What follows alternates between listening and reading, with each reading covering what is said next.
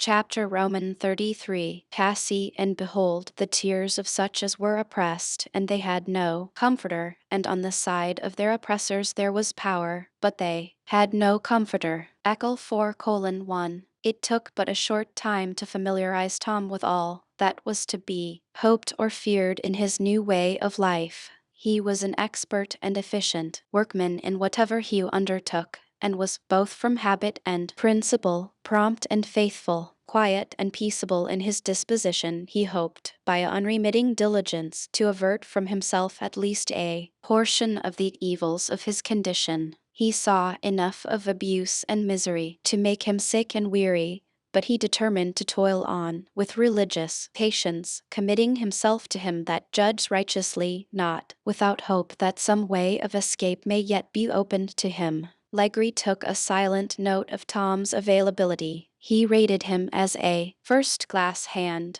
and yet he felt a secret dislike to him, the native antipathy of bad to good. He saw plainly that when, as was often the case, his violence and brutality fell on the helpless, Tom took notice of it, for so subtle is the atmosphere of opinion that it will make itself felt without words, and the opinion evening of a slave may annoy a master. Tom in various ways manifested a tenderness of feeling, a commiseration for his fellow sufferers strange and new to them, which was watched with a jealous eye by Legree. He had purchased Tom with a view of eventually making him a sort of overseer, with whom he may, at times, entrust his affairs in short absences, and, in his view, the first, second, and third requisite for that place was hardness. Legree made up his mind that, as Tom was not hard to his hand, he would harden him immediately,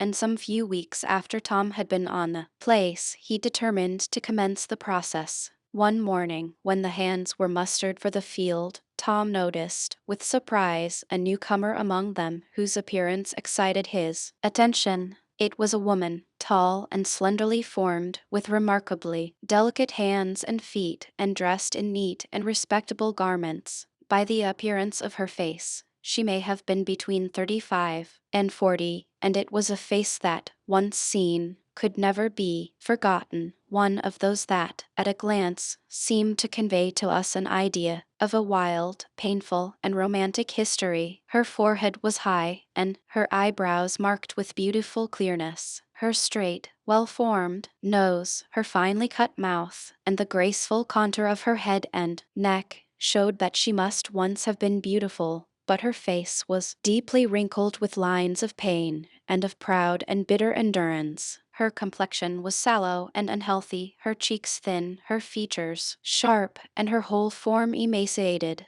But her eye was the most remarkable feature, so large, so heavily black, overshadowed by long lashes of equal darkness, and so wildly, mournfully despairing. There was a fierce pride and defiance in every line of her face, in every curve of the flexible lip, in every motion of her body, but in her eye was a deep, settled night of anguish, an expression so hopeless and unchanging as to contrast fearfully with the scorn and pride expressed by her whole demeanor. Where she came from, or who she was, Tom did not know. The first he did know, she was walking by his side, erect and proud in the dim gray of the dawn. To the gang, however, she was known, for there was much looking and turning of heads, and a smothered yet apparent exultation among the miserable, ragged, half-starved creatures by whom she was surrounded. "Got to come to it, at last, glad of it," said one. He, said another. "You'll know how good it is, miss. We'll see her work. Wonder if she'll get a cutting up at night, like the rest of us. I'd be glad to see her down for a flogging, I'll bound," said another. The woman took no notice of these taunts, but walked on, with the same expression of angry scorn, as if she heard nothing. Tom had always lived among refined and cultivated people, and he felt intuitively, from her air and bearing, that she belonged to that class, but how or why she could be fallen to those degrading circumstances he could not tell. The women neither looked at him nor spoke to him, though all the way to the field she kept close at his side. Tom was soon busy at his work, but as the woman was at no great distance from him, he often glanced an eye to her, at her work. He saw, at a glance, that a native adroitness and handiness made the task to her an easier one than it proved to many. She picked very fast and very clean, and with an air of scorn, as if she despised both the work and the disgrace and humiliation of the circumstances in which she was placed.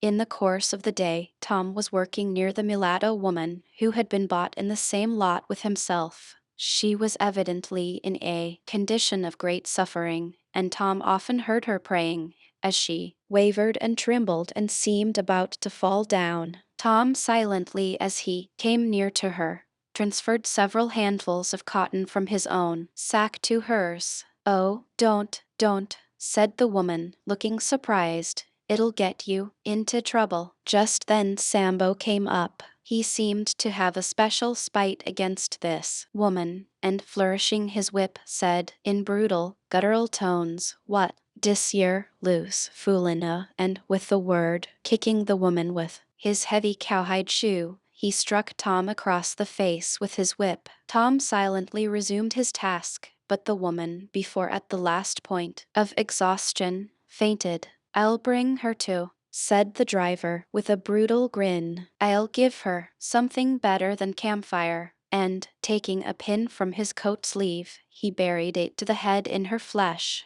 The woman groaned and half rose. "Get up, you beast, and work, will yer, or I'll show yer a trick more." The woman seemed stimulated, for a few moments, to an unnatural strength, and worked with desperate eagerness. "See that you keep to dat ar," said the man, "or yer all wish yer's dead tonight." "I reckon that I do now," Tom heard her say, and again he heard her say, "Oh, Lord, how long? Oh, Lord, why don't you help us?" At the risk of all that he may suffer, Tom came forward again and put all the cotton in his sack into the woman's. "Oh, you mustn't. You dunno what they'll do to ye," said the woman. "I can bar it," said Tom, better and you, and he was at his place again. It passed in a moment. Suddenly, the stranger woman whom we have described, and who had, in the course of her work, come near enough to hear Tom's last words, raised her heavy black eyes and fixed them for a second on him.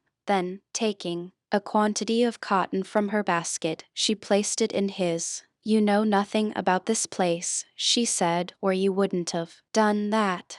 When you've been here a month, you'll be done helping anybody. You'll find it hard enough to take care of your own skin." "The Lord forbid, missus," said Tom, using instinctively to his field companion the respectful form proper to the high-bred with whom he had lived. "The Lord never visits these parts," said the woman bitterly, as she went nimbly forward with her work, and again the scornful smile curled her lips. But the action of the woman had been seen by the driver across the field, and, flourishing his whip, he came up to her. What, he said to the woman, with an air of triumph, "you a foolin'? Go along, you're under me now, mind yourself, or you'll cotch it." A glance like sheet lightning suddenly flashed from those black eyes, and, facing about, with quivering lip and dilated nostrils, she drew herself up and fixed a glance blazing with rage and scorn on the driver. "Dog," she said, "touch me, if you dare. I've power enough, yet, to have you torn by the dogs, burnt alive, cut to inches. I've only to say the word." "What the devil you here for, den?" said the man, evidently cowed, and sullenly retreating a step or two. "Didn't mean no harm, Miss Cassie." "Keep your distance, then," said the woman. And, in truth, the man seemed greatly inclined to attend to something at the other end of the field, and started off in quick time. The woman suddenly turned to her work, and labored with a dispatch that was perfectly astonishing to Tom. She seemed to work by magic. Before the day was through, her basket was filled, crowded down, and piled, and she had several times put largely into Tom's. Long after dusk, the whole weary train with their baskets on their heads, defiled up to the building appropriated to the storing and weighing the cotton. Legree was there, busily conversing with the two drivers. Dat are Tom's gwine to make a powerful deal o' trouble, kept a puttin' into Lucy's basket. One o' these your dat will get all dere niggers to feelin' bust, if Mass'r don't watch him, said Sambo. Hey day, the black cuss, said Legree. He'll have to get a break in, won't he, boys? Both negroes grinned a horrid grin at this intimation. I, let Masser Legree alone, for breakin' in. De Bill hisself couldn't beat Masser at dat, said Quimbo. Well, boys, the best way is to give him the flogging to do, till he gets over his notions. Break him in. Lord, Masser'll have hard work to get dat out o' him. It'll have to come out of him, though, said Legree, as he rolled his tobacco in his mouth. Now, dar's Lucy, de aggravatinest, ugliest wench on de place, pursued Sambo. Take care, Sam. I shall begin to think what's the reason for your spite. Agin Lucy. Well, Masser knows she sought herself up agin Masser, and wouldn't of me, when he telled her to. I'd a flogged her into tea, said Legree, spitting, only there's such a press o' work.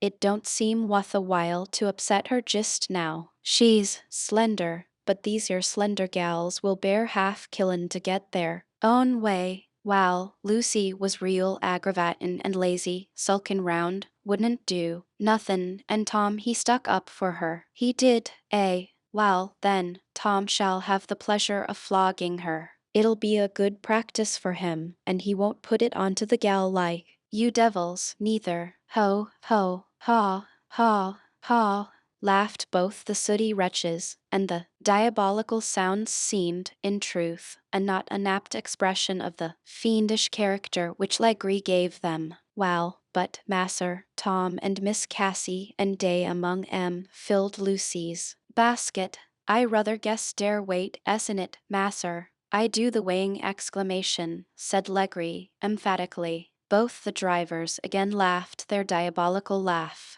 So, he added, Miss Cassie did her day's work. She picks like de Bill and all his angels. She's got 'em all in her, I believe, said Legree, and growling a brutal oath, he proceeded to the weighing room. Slowly the weary, dispirited creatures wound their way into the room, and, with crouching reluctance, presented their baskets to be weighed. Legree noted on a slate, on the side of which was pasted a list of names, the amount. Tom's basket was weighed and approved, and he looked, with an anxious glance, for the success of the woman he had befriended. Tottering with weakness, she came forward and delivered her basket. It was a full weight, as Legree well perceived, but, affecting anger, he said, What, you lazy beast? Short again. Stand aside, you'll catch it pretty soon. The woman gave a groan of utter despair and sat down on a board. The person who had been called Miss Cassie now came forward and, with a haughty, negligent air, delivered her basket. As she delivered it, Legree looked in her eyes with a sneering yet inquiring glance. She fixed her black eyes steadily on him, her lips moved slightly, and she said something in French. What it was, no one knew, but Legree's face became perfectly demoniacal in its expression. As she spoke, he half raised his hand as if to strike, a gesture which she regarded with fierce disdain as she turned and walked away. And now, said Legree, come here, you Tom. You see, I telled ye I didn't buy ye jest for the common work. I mean to promote ye, and make a driver of ye, and tonight ye may jest as well begin to get your hand in. Now, ye just take this your gal and flog her. Ye have seen enough on't to know how. I beg Masser's pardon, said Tom, hopes Masser won't set me at that. It's what I ain't used to, never did, and can't do, no way possible. Ye'll larn a pretty smart chance of things ye never did know before. I've done with ye, said Legree, taking up a cowhide and striking Tom a heavy blow across the cheek, and following up the infliction by a shower of blows. There, he said, as he stopped to rest. Now, will ye tell me ye can't do it? Yes, masser, said Tom, putting up his hand to wipe the blood that trickled down his face. I'm willin' to work night and day and work while there's life and breath in me, but this here thing I can't feel it right to do, and masser, I never shall do it, never. Tom had a remarkably smooth, soft voice and a habitually respectful manner that had given Legree an idea that he would be cowardly and easily subdued. When he spoke these last words, a thrill of amazement went through every one. The poor woman clasped her hands and said, "O Lord," and every one involuntarily looked at each other and drew in their breath as if to prepare for the storm that was about to burst. Legree looked stupefied and confounded, but at last burst forth, "What, ye blasted black beast, tell me ye don't think it right to do what I tell ye? What have any of you cussed cattle to do with thinking what's right? I'll put a stop to it. Why, what do ye think ye are? May be ye think ye're a gentleman, master Tom, to be a telling your master what's right and what ain't, so you pretend it's wrong to flog the gal." "I think so, masser," said Tom. "The poor critter's sick and feeble, would be downright cruel, and it's what I never will do, nor begin to. Masser, if you mean to kill me, kill me. But as to my raising my hand agin any one here, I never shall. I'll die first." Tom spoke in a mild voice, but with a decision that could not be mistaken. Legree shook with anger, his greenish eyes glared fiercely, and his very whiskers seemed to curl with passion. But, like some ferocious beast that plays with its victim before he devours it, he kept back his strong impulse to proceed to immediate violence, and broke out into bitter raillery. "Well, here's a pious dog, at last, let down among us sinners, a saint, a gentleman, and no less, to talk to us sinners about our sins. Powerful, holy critter, he must be. Here, you rascal, you make believe to be so pious. Didn't you never hear, out of your Bible, servants, obey your masters? A'n't I your master? Didn't I pay down $1,200, cash, for all there is inside your old cussed black shell? A'n't you're mine, now, body and soul," he said, giving Tom a violent kick with his heavy boot. "Tell me." In the very depth of physical suffering, bowed by brutal oppression, this question shot a gleam of joy and triumph through Tom's soul. He suddenly stretched himself up, and, looking earnestly to heaven, while the tears and blood that flowed down his face mingled, he exclaimed, "No, no, no, my soul and yours, masser. You haven't bought it. Ye can't buy it. It's been bought and paid for by one that is able to keep it. No matter, no matter, you can't harm me." "I can't," said Legree, with a sneer. We'll see, we'll see. Here, Sambo, Quimbo, give this dog such a break-in as he won't get over this month." The two gigantic Negroes that now laid hold of Tom, with fiendish exultation in their faces, may have formed no inapt personification of powers of darkness. Chapter Roman 34. The Quadroon's Story. "And behold the tears of such as are oppressed, and on the side of their oppressors there was power there, for I praised the dead that are already dead more than the living that are yet alive." Eccl 4:1. It was late at night, and Tom lay groaning and bleeding alone in an old forsaken room of the gin house, among pieces of broken machinery, piles of damaged cotton, and other rubbish which had there accumulated. The night was damp and close, and the thick air swarmed with myriads of mosquitoes, which increased the restless torture of his wounds, whilst a burning thirst, a torture beyond all others, filled up the uttermost measure of physical anguish. "Oh, good Lord, do look down. Give me the victory. Give me the victory over all," prayed poor Tom, in his anguish. A footstep entered the room behind him, and the light of a lantern flashed on his eyes.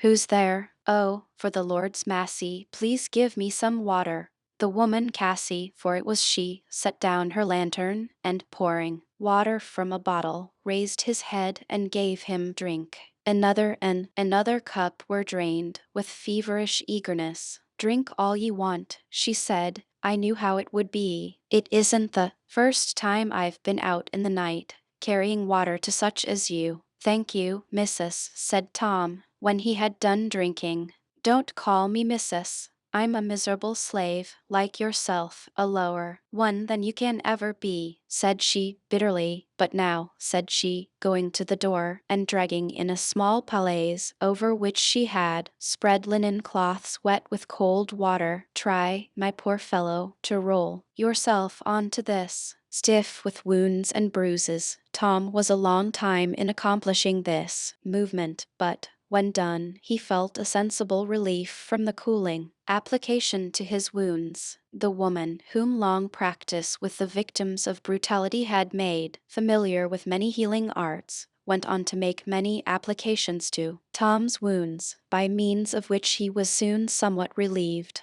"Now," said the woman, when she had raised his head on a roll of damaged cotton, which served for a pillow, "there's the best I can do for you." Tom thanked her, and the woman, sitting down on the floor, drew up her knees, and embracing them with her arms, looked fixedly before her, with a bitter and painful expression of countenance. Her bonnet fell back, and long wavy streams of black hair fell around her singular and melancholy face. "It's no use, my poor fellow," she broke out at last. "It's of no use, this you've been trying to do. You were a brave fellow, you had the right on your side, but it's all in vain, and out of the question for you to struggle. You are in the devil's hands. He is the strongest, and you must give up, give up." And had not human weakness and physical agony whispered that before Tom started? For the bitter woman, with her wild eyes and melancholy voice,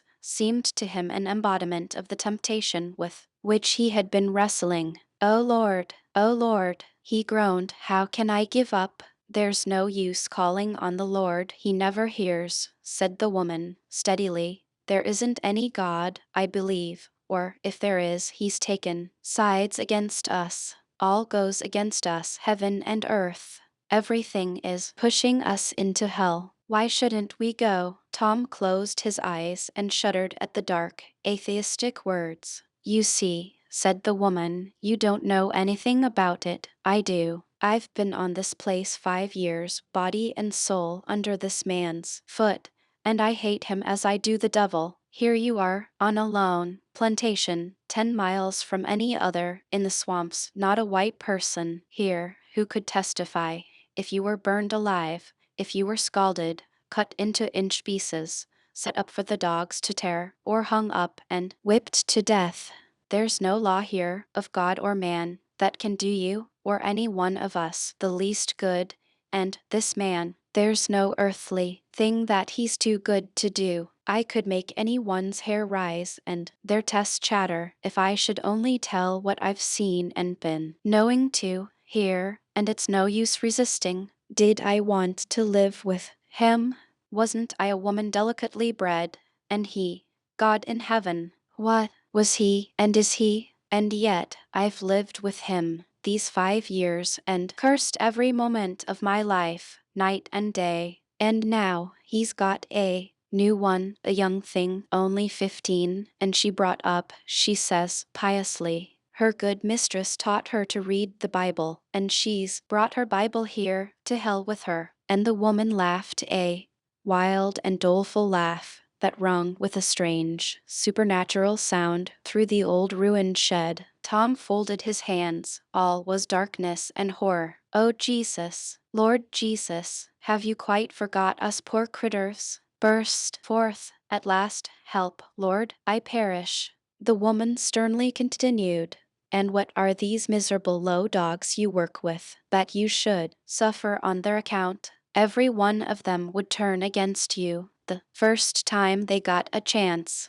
They are all of 'em as low and cruel to each other as they can be. There's no use in your suffering to keep from hurting them." "Poor critters," said Tom. "What made 'em cruel? And if I give out, I shall get used to tea, and grow, little by little, just like No, no, missus, I've lost everything, wife, and children, and home, and a kind masser, and he would have set me free, if he'd only lived a week longer. I've lost everything in this world, and it's clean gone, forever, and now I can't lose heaven, too. No, I can't get to be wicked, besides all, but it can't be that the Lord will lay sin to our account, said the woman. He won't charge it to us when we're forced to it. He'll charge it to them that drove us to it. Yes, said Tom, but that won't keep us from growing wicked. If I get to be as hard-hearted as that are Sambo, and as wicked, it won't make much odds to me how I come so.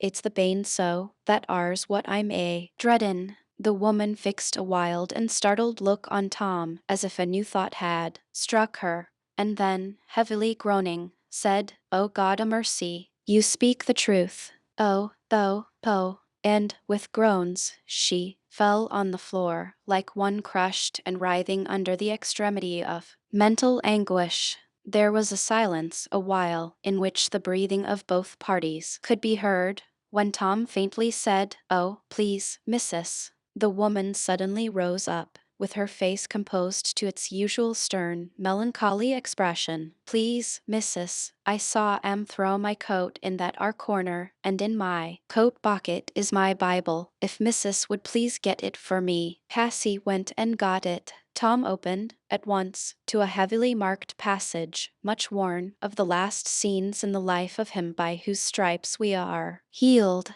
If missus would only be so good as read that it's better than water. Cassie took the book with a dry, proud air and looked over the passage. She then read aloud, in a soft voice, and with a beauty of intonation that was peculiar, that touching account of anguish and of glory. Often, as she read, her voice faltered and sometimes failed her altogether, when she would stop, with an air of frigid composure, till she had mastered herself. When she came to the touching words, "Father, forgive them, for they know not what they do," she threw down the book, and, burying her face in the heavy masses of her hair, she sobbed aloud, with a convulsive violence. Tom was weeping also, and occasionally uttering a smothered ejaculation. "If we only could keep up to that said Tom. It seemed to come so natural to him, and we have to fight so hard for tea. Oh Lord, help us. Oh, blessed Lord Jesus, do help us." "Missus," said Tom, after a while, "I can see that, somehow, you're quite bove me in everything. But there's one thing missus may learn evening from poor Tom. Ye said the Lord took sides against us because he lets us be bussed and knocked round. But ye see what come on his own son, the blessed Lord of glory, wa'n't he allays poor, and have we any on us yet come so low as he come? The Lord han't forgot us, I'm sartin o' that If we suffer with him, we shall also reign, Scripture says, but if we deny him, he also will deny us. Didn't they all suffer, the Lord and all his? It tells how they was stoned and sawn asunder, and wandered about in sheepskins and goatskins, and was destitute, afflicted, tormented. Sufferin' a'n't no reason to make us think the Lord's turned agin us, but just the contrary, if only we hold on to him and doesn't give up to sin. But why does he put us where we can't help but sin?" said the woman. "I think we can help it," said Tom. "You'll see," said Cassie. "What'll you do? Tomorrow they'll be at you again. I know 'em. I've seen all their doings. I can't bear to think of all they'll bring you to, and they'll make you give out at last." "Lord Jesus," said Tom, "you will take care of my soul. Oh Lord, don't let me give out." "Oh dear," said Cassie, "I've heard all this crying and praying before, and yet they've been broken down and brought under. There's Emmeline, she's trying to hold on, and you're trying, but what use? You must give up or be killed by inches." "Well, then, I will die," said Tom. "Spin it out as long as they can. They can't help my dying, sometime, and after that they can't do no more. I'm clar, I'm set. I know the Lord'll help me and bring me through." The woman did not answer. She sat with her black eyes intently fixed on the floor. Maybe it's the way, she murmured to herself. But those that have given up, there's no hope for them. None. We live in filth and grow loathsome till we loathe ourselves, and we long to die, and we don't dare to kill ourselves. No hope, no hope, no hope. This girl, now just as old as I was. You see me now, she said, speaking to Tom very rapidly. See what well, I was brought up in luxury. The first I remember is playing about when I was a child in splendid parlors, when I was kept dressed up like a doll, and company and visitors used to praise me. There was a garden opening from the saloon windows, and there I used to play hide and go seek under the orange trees with my brothers and sisters. I went to a convent, and there I learned music, French and embroidery, and what not. And when I was 14, I came out to my father's funeral. He died very suddenly, and when the property came to be settled, they found that there was scarcely enough to cover the debts. And when the creditors took an inventory of the property, I was set down in it. My mother was a slave woman, and my father had always meant to set me free, but he had not done it, and so I was set down in the list. I'd always known who I was, but never thought much about it. Nobody ever expects that a strong, healthy man is going to die. My father was a well man only 4 hours before he died. It was one of the first cholera cases in New Orleans. The day after the funeral, my father's wife took her children and went up to her father's plantation. I thought they treated me strangely, but didn't know. There was a young lawyer who they left to settle the business, and he came every day and was about the house and spoke very politely to me. He brought with him one day a young man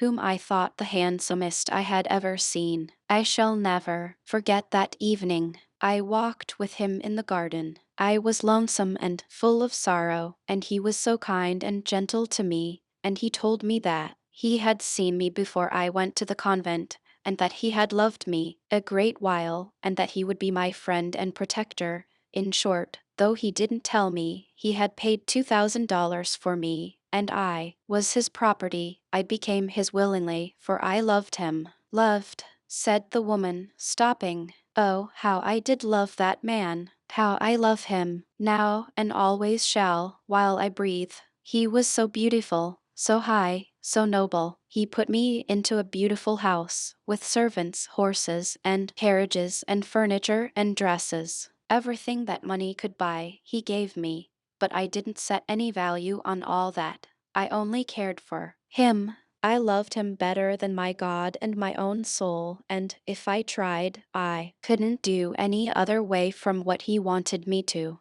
I wanted only one thing. I did want him to marry me. I thought, if he loved me as he said he did, and if I was what he seemed to think I was, he would be willing to marry me and set me free. But he convinced me that it would be impossible, and he told me that, if we were only faithful to each other, it was marriage before God. If that is true, wasn't I that man's wife? Wasn't I faithful? For 7 years, didn't I study every look and motion, and only live and breathe to please him? He had the yellow fever, and for 20 days and nights I watched with him. I alone, and gave him all his medicine, and did everything for him, and then he called me his good angel, and said I'd saved his life. We had 2 beautiful children. The first was a boy, and we called him Henry. He was the image of his father. He had such beautiful eyes, such a forehead, and his hair hung all in curls around it, and he had all his father's spirit, and his talent, too. Little Louise, he said, looked like me. He used to tell me that I was the most beautiful woman in Louisiana. He was so proud of me and the children. He used to love to have me dress them up and take them and me about in an open carriage, and hear the remarks that people would make on us. And he used to fill my ears constantly with the fine things that were said in praise of me and the children. Oh, those were happy days. I thought I was as happy as anyone could be, but then there came evil times. He had a cousin come to New Orleans who was his particular friend. He thought all the world of him, but from the first time I saw him, I couldn't tell why I dreaded him, for I felt sure he was going to bring misery on us. He got Henry to going out with him,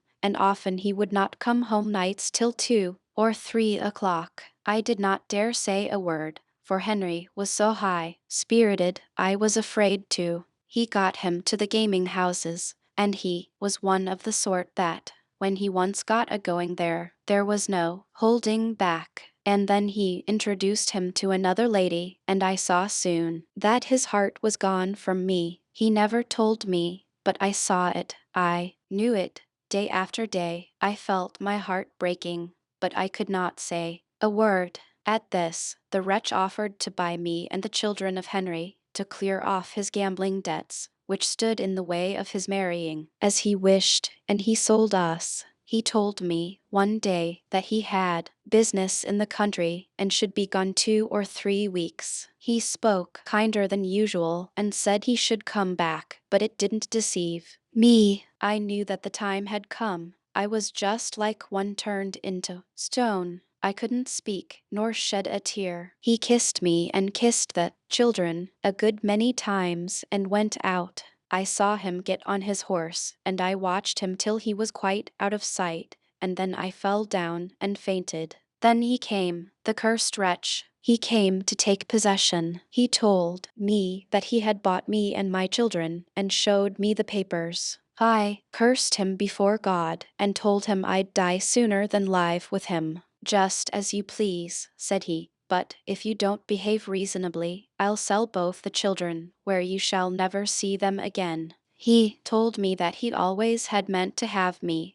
from the first time he saw me, and that he had drawn Henry on, and got him in debt, on purpose to make him willing to sell me, that he got him in love with another woman, and that I may know, after all that he should not give up for a few airs and tears and things of that sort. I gave up, for my hands were tied. He had my children. Whenever I resisted his will anywhere, he would talk about selling them, and he made me as submissive as he desired. Oh, what a life it was, to live with my heart breaking every day, to keep on, loving, when it was only misery, and to be bound body and soul to one I hated. I used to love to read to Henry, to play to him, to waltz with him, and sing to him. But everything I did for this one was a perfect drag, yet I was afraid to refuse anything. He was very imperious and harsh to the children. Elise was a timid little thing, but Henry was bold and high-spirited, like his father, and he had never been brought under in the least by any one. He was always finding fault and quarreling with him, and I used to live in daily fear and dread. I tried to make the child respectful. I tried to keep them apart, for I held on to those children like death, but it did no good. He sold both those children. He took me to ride one day, and when I came home, they were nowhere to be found. He told me he had sold them. He showed me the money, the price of their blood. Then it seemed as if all good forsook me. I raved and cursed God and man, and for a while, I believe he really was afraid of me. But he didn't give up so. He told me that my children were sold, but whether I ever saw their faces again depended on him, and that, if I wasn't quiet,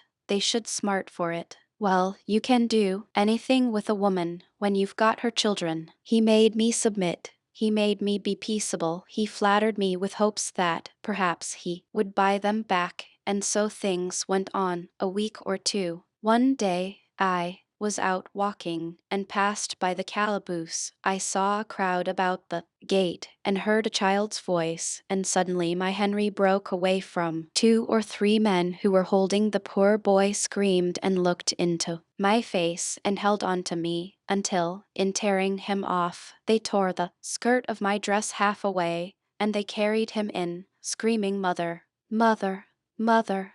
there was one man stood there seemed to pity me. I offered him all the money I had, if he'd only interfere. He shook his head and said that the boy had been impudent and disobedient ever since he bought him, that he was going to break him in once for all. I turned and ran, and every step of the way I thought that I heard him scream. I got into the house, ran, all out of breath, to the parlor where I found Butler. I told him and begged him to go and interfere. He only laughed and told me the boy had got his deserts. He'd got to be broken in, the sooner the better. What did I expect? He asked. It seemed to me something in my head snapped at that moment. I felt dizzy and furious. I remember seeing a great sharp bowie knife on the table. I remember something about catching it and flying upon him, and then all grew dark and I didn't know any more, not for days and days.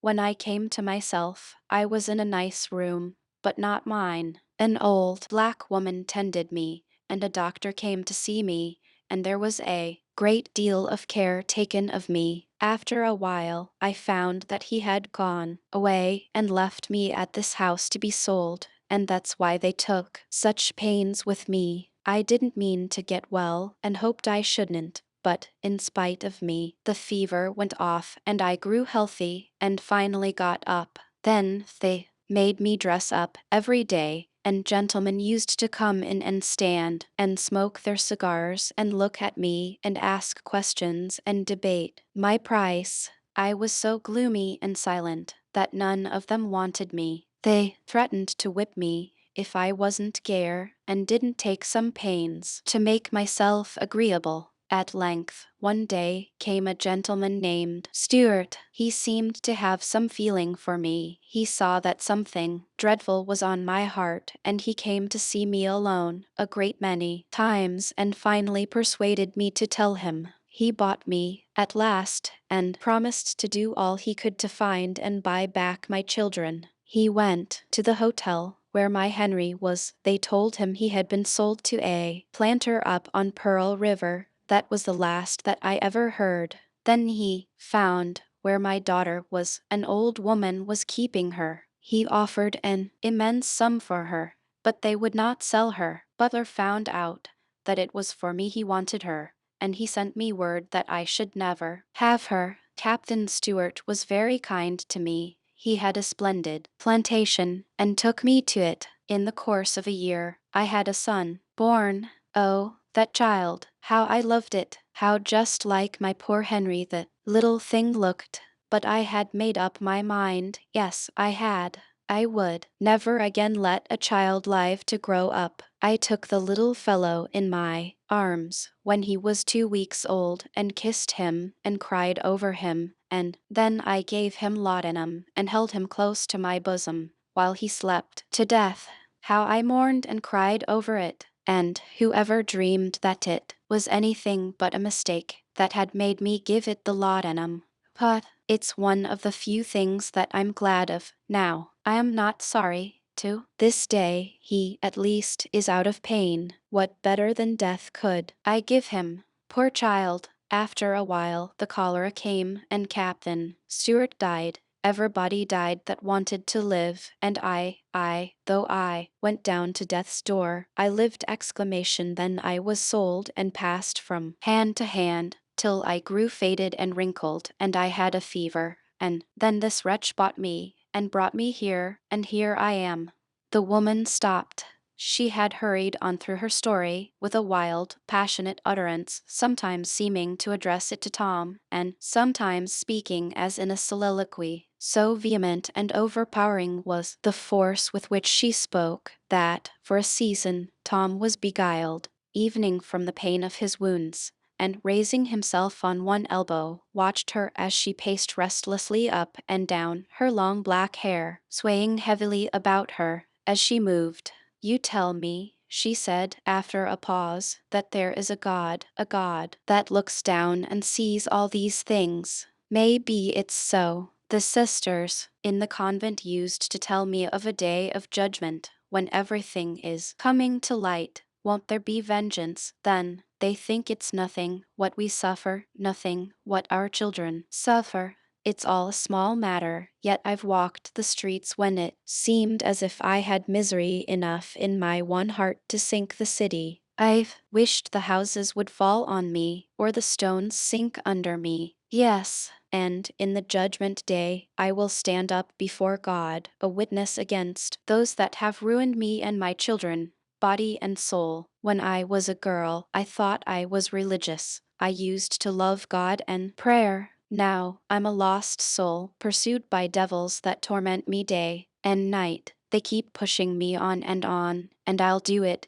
too, some of these days, she said, clenching her hand, while an insane light glanced in her heavy black eyes. I'll send him where he belongs, a short way, too, one of these nights, if they burn me alive for it. A wild, long laugh rang through the deserted room and ended in a hysteric sob. She threw herself on the floor in convulsive sobbing and struggles. In a few moments, the frenzy fit seemed to pass off. She rose slowly and seemed to collect herself. "Can I do anything more for you, my poor fellow?" she said, approaching where Tom lay. "Shall I give you some more water?" There was a graceful and compassionate sweetness in her voice and manner as she said this that formed a strange contrast with the former wildness. Tom drank the water and looked earnestly and pitifully into her face.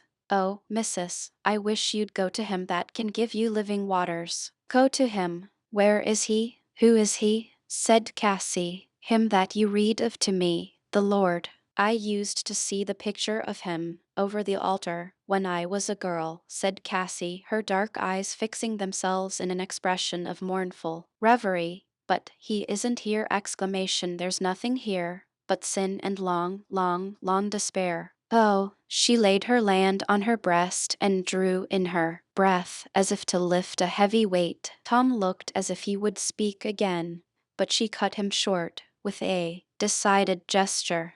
"Don't talk, my poor fellow." Chapter Roman 35. The tokens and slight withal may be the things that bring back on the heart the weight which it would fling aside forever. It may be a sound, a flower, the wind, the ocean, which shall wound, striking the electric chain with which we're darkly bound. Child a herald's pilgrimage, kin for. The sitting room of Legree's establishment was a large, long room with a wide, ample fireplace. It had once been hung with a showy and expensive paper, which now hung moldering, torn and discolored from the damp walls. The place had that peculiar sickening, unwholesome smell, compounded of mingled damp, dirt, and decay, which one often notices in close old houses. The wall-paper was defaced in spots by slops of beer and wine, or garnished with chalk memorandums and long sums footed up as if somebody had been practicing arithmetic there. In the fireplace stood a brazier full of burning charcoal, for, though the weather was not cold, the evenings always seemed damp and chilly in that great room, and Legree, moreover, wanted a place to light his cigars and heat his water for punch. The ruddy glare of the charcoal displayed the confused and unpromising aspect of the room: saddles, bridles, several sorts of harness, riding whips, overcoats, and various articles of clothing scattered up and down the room in confused variety, and the dogs, of whom we have before spoken, had encamped themselves among them to suit their own taste and convenience. Legree was just mixing himself a tumbler of punch, pouring his hot water from a cracked and broken-nosed pitcher, grumbling as he did so, "Plague on that Sambo, to kick up this here row between me and the new hens. The fellow won't be fit to work for a week, now, right in the press of the season." "Yes, just like you," said a voice behind his chair. It was the woman, Cassie, who had stolen upon his soliloquy. "Ha, you she-devil, you've come back, have you?" "Yes, I have," she said, coolly, "come to have my own way, too." "You lie, you jade. I'll be up to my word. Either behave yourself, or stay down to the quarters and fare and work with the rest." I'd rather, 10,000 times, said the woman, live in the dirtiest hole at the quarters than be under your hoof. But you are under my hoof, for all that, said he, turning upon her, with a savage grin. That's one comfort. So, sit down here on my knee, my dear, and hear to reason, said he, laying hold on her wrist. Simon Legree, take care, said the woman, with a sharp flash of her eye, a glance so wild and insane in its light as to be almost appalling. You're afraid of me, Simon, she said, deliberately, and you've reason to be, but be careful, for I've got the devil in me. The last words she whispered in a hissing tone, close to his ear. Get out, I believe, to my soul, you have, said Legree, pushing her from him, and looking uncomfortably at her. After all, Cassie, he said, why can't you be friends with me, as you used to? Used to, said she, bitterly. She stopped short, a word of choking feelings, rising in her heart, kept her silent. Cassie had always kept over Legree the kind of influence that a strong, impassioned woman can ever keep over the most brutal man, but, of late, she had grown more and more irritable and restless under the hideous yoke of her servitude, and her irritability, at times, broke out into raving insanity, and this liability made her a sort of object of dread to Legree, who had that superstitious horror of insane persons which is common to coarse and uninstructed minds. When Legree brought Emmeline to the house, all the smoldering embers of womanly feeling flashed up in the worn heart of Cassie, and she took part with the girl, and a fierce quarrel ensued between her and Legree. Legree, in a fury, swore she should be put to field service if she would not be peaceable. Cassie, with proud scorn, declared she would go to the field. And she worked there one day, as we have described, to show how perfectly she scorned the threat. Legree was secretly uneasy all day, for Cassie had an influence over him, from which he could not free himself. When she presented her basket at the scales, he had hoped for some concession, and addressed her in a sort of half conciliatory, half scornful tone, and she had answered with the bitterest contempt. The outrageous treatment of poor Tom had roused her still more, and she had followed Legree to the house, with no particular intention but to upbraid him for his brutality. I wish, Cassie, said Legree, you'd behave yourself decently. You talk about behaving decently, and what have you been doing, you, who haven't evening sense enough to keep from spoiling one of your best hands right in the most pressing season, just for your devilish temper? I was a fool, it's a fact, to let any such wrangle come up, said Legree, but when the boy set up his will, he had to be broke in. I reckon you won't break him in, won't I? Said Legree, rising passionately. I'd like to know if I won't. He'll be the first nigger that ever came it round me. I'll break every bone in his body, but he shall give up. Just then the door opened and Sambo entered. He came forward, bowing, and holding out something in a paper. What's that, you dog? Said Legree. It's a witch thing, masser. A what? Something that niggers gets from witches. Keeps 'em from feelin' when they flogged. He had it tied round his neck with a black string. Legree, like most godless and cruel men, was superstitious. He took the paper and opened it uneasily. There dropped out of it a silver dollar and a long, shining curl. The fair hair which, like a living thing, twined itself round Legree's fingers. Damnation! He screamed in sudden passion, stamping on the floor, and pulling furiously at the hair, as if it burned him. Where did this come from? Take it off. Burn it up. Burn it up, he screamed, tearing it off and throwing it into the charcoal. What did you bring it to me for? Sambo stood with his heavy mouth wide open and aghast with wonder, and Cassie, who was preparing to leave the apartment, stopped and looked at him in perfect amazement. Don't you bring me any more of your devilish things, said he, shaking his fist at Sambo, who retreated hastily towards the door, and picking up the silver dollar, he sent it smashing through the window pane out into the darkness. Sambo was glad to make his escape. When he was gone, Legree seemed a little ashamed of his fit of alarm. He sat doggedly down in his chair and began sullenly sipping his tumbler of punch. Cassie prepared herself for going out, unobserved by him, and slipped away to minister to poor Tom, as we have already related. And what was the matter with Legree?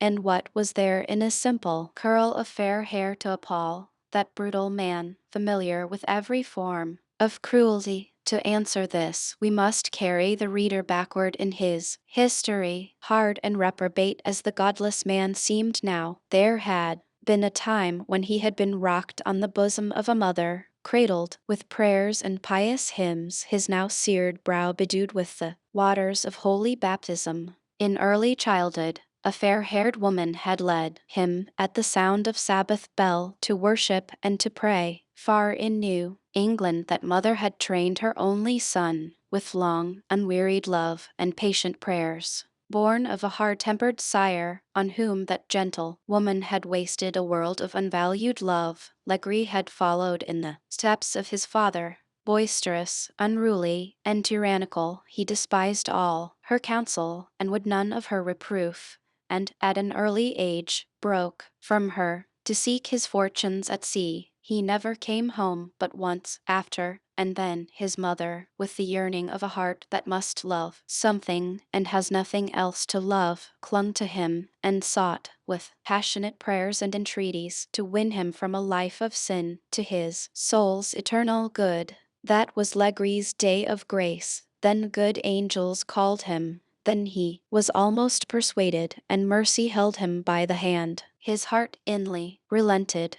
There was a conflict, but sin got the victory, and he set all the force of his rough nature against the conviction of his conscience. He drank and swore, was wilder and more brutal than ever, and one night, when his mother, in the last agony of her despair, knelt at his feet, he spurned her from him, threw her senseless on the floor, and, with brutal curses, fled to his ship. The next Legree heard of his mother was when, one night, as he was carousing among drunken companions, a letter was put into his hand. He opened it, and a lock of long, curling hair fell from it and twined about his fingers. The letter told him his mother was dead, and that, dying, she blessed and forgave him. There is a dread, unhallowed necromancy of evil that turns things sweetest and holiest to phantoms of horror and affright. That pale, loving mother, her dying prayers, her forgiving love, wrought in that demoniac heart of sin only as a damning sentence, bringing with it a fearful looking for of judgment and fiery indignation. Legree burned the hair and burned the letter,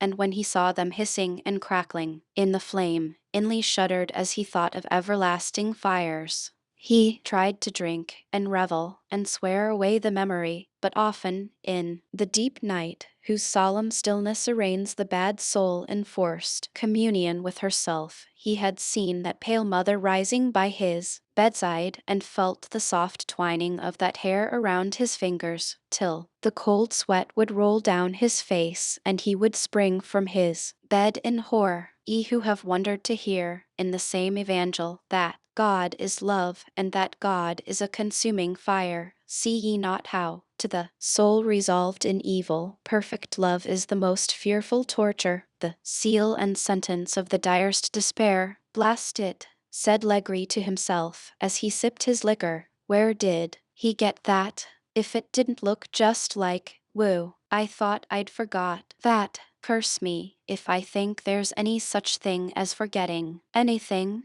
Anyhow, hang it, I'm lonesome. I mean to call Em. She hates me, the monkey. I don't care. I'll make her come. Legree stepped out into a large entry, which went upstairs by what had formerly been a superb winding staircase. But the passageway was dirty and dreary, encumbered with boxes and unsightly litter. The stairs, uncarpeted, seemed winding up in the gloom to nobody knew where. The pale moonlight streamed through a shattered fanlight over the door. The air was unwholesome and chilly, like that of a vault. Legree stopped at the foot of the stairs and heard a voice singing. It seemed strange and ghost-like in that dreary old house, perhaps because of the already tremulous state of his nerves. Hark! What is it?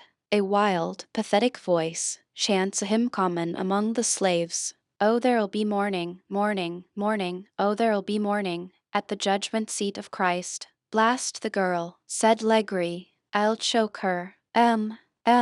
He called, harshly, but only a mocking echo from the walls answered him. The sweet voice still sung on. Parents and children there shall part, parents and children there shall part to meet no more. And clear and loud swelled through the empty halls the refrain, oh, there'll be morning, morning, morning, oh, there'll be morning, at the judgment seat of Christ. Legree stopped. He would have been ashamed to tell of it, but large drops of sweat stood on his forehead, his heart beat heavy and thick with fear. He even thought he saw something white rising and glimmering in the gloom before him, and shuddered to think what if the form of his dead mother should suddenly appear to him. I know one thing, he said to himself as he stumbled back in the sitting room and sat down. I'll let that fellow alone after this. What did I want of his cussed paper? I believe I am bewitched, sure enough. I've been shivering and sweating ever since. Where did he get that hair? It couldn't have been that exclamation I burnt that up. I know I did.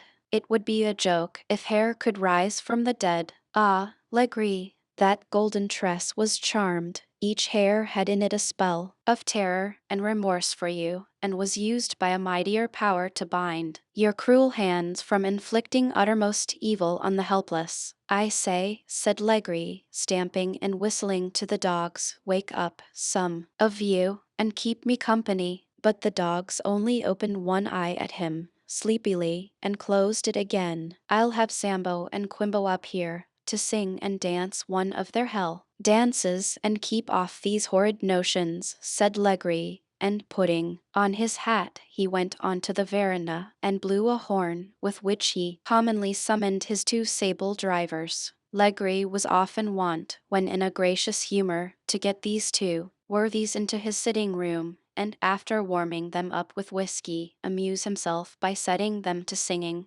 dancing, or fighting, as the humor took him. It was between 1 and 2 o'clock at night, as Cassie was returning from her ministrations to poor Tom, that she heard the sound of wild, shrieking, whooping, hallooing, and singing from the sitting room, mingled with the barking of dogs and other symptoms of general uproar. She came up on the veranda steps and looked in. Legree and both the drivers, in a state of furious intoxication, were singing, whooping, upsetting chairs, and making all manner of ludicrous and horrid grimaces at each other. She rested her small, slender hand on the window blind and looked fixedly at them. There was a world of anguish, scorn, and fierce bitterness in her black eyes as she did so. Would it be a sin to rid the world of such a wretch? She said to herself.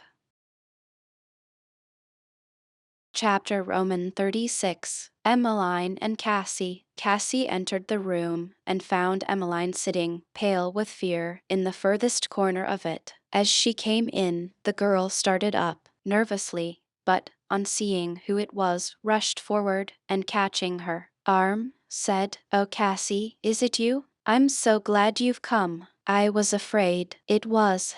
Oh, you don't know what a horrid noise there has been downstairs all this evening." "I ought to know," said Cassie, dryly. "I've heard it often enough." "Oh, Cassie, do tell me. Couldn't we get away from this place?" "I don't care where. Into the swamp among the snakes, anywhere." "Couldn't we get somewhere away from here?" "Nowhere but into our graves," said Cassie. "Did you ever try?" "I've seen enough of trying and what comes of it," said Cassie. "I'd be willing to live in the swamps and gnaw the bark from trees. I ain't afraid of snakes. I'd rather have one near me than him," said Emmeline, eagerly. "There have been a good many here of your opinion," said Cassie, but you couldn't stay in the swamps. You'd be tracked by the dogs and brought back, and then, what would he do? Said the girl, looking with breathless interest into her face. What wouldn't he do? You'd better ask, said Cassie. He's learned his trade well among the pirates in the West Indies. You wouldn't sleep much if I should tell you things I've seen, things that he tells of sometimes for good jokes. I've heard screams here that I haven't been able to get out of my head for weeks and weeks. There's a place way out, down by the quarters, where you can see a black, blasted tree, and the ground all covered with black ashes. Ask anyone what was done there, and see if they will dare to tell you. Oh, what do you mean? I won't tell you. I hate to think of it, and I tell you, the Lord only knows what we may see tomorrow, if that poor fellow holds out as he's begun. Horrid, said Emmeline, every drop of blood receding from her cheeks. Oh, Cassie, do tell me what I shall do, what I've done. Do the best you can, do what you must, and make it up. In hating and cursing, he wanted to make me drink some of his hateful brandy, said Emmeline, and I hate it so. You'd better drink, said Cassie. I hated it, too, and now I can't live without it. One must have something. Things don't look so dreadful when you take that. Mother used to tell me never to touch any such thing, said Emmeline. Mother told you, said Cassie, with a thrilling and bitter emphasis on the word mother. What use is it for mothers to say anything? You are all to be bought and paid for, and your souls belong to whoever gets you. That's the way it goes. I say, drink brandy, drink all you can, and it'll make things come easier. Oh, Cassie, do pity me, pity you. Don't I? Haven't I a daughter? Lord knows where she is and whose she is now, going the way her mother went before her, I suppose, and that her children must go after her. There's no end to the curse forever.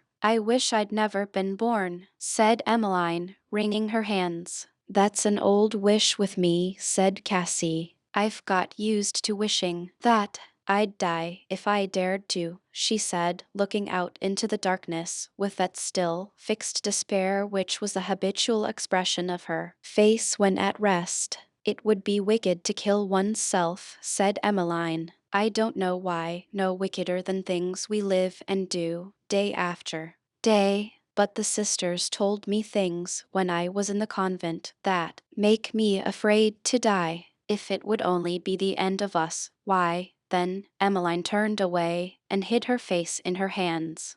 While this conversation was passing in the chamber, Legree, overcome with his carouse, had sunk to sleep in the room below. Legree was not an habitual drunkard. His coarse, strong nature craved and could endure a continual stimulation that would have utterly wrecked and crazed a finer one, but a deep, underlying spirit of cautiousness prevented his often yielding to appetite in such measure as to lose control of himself.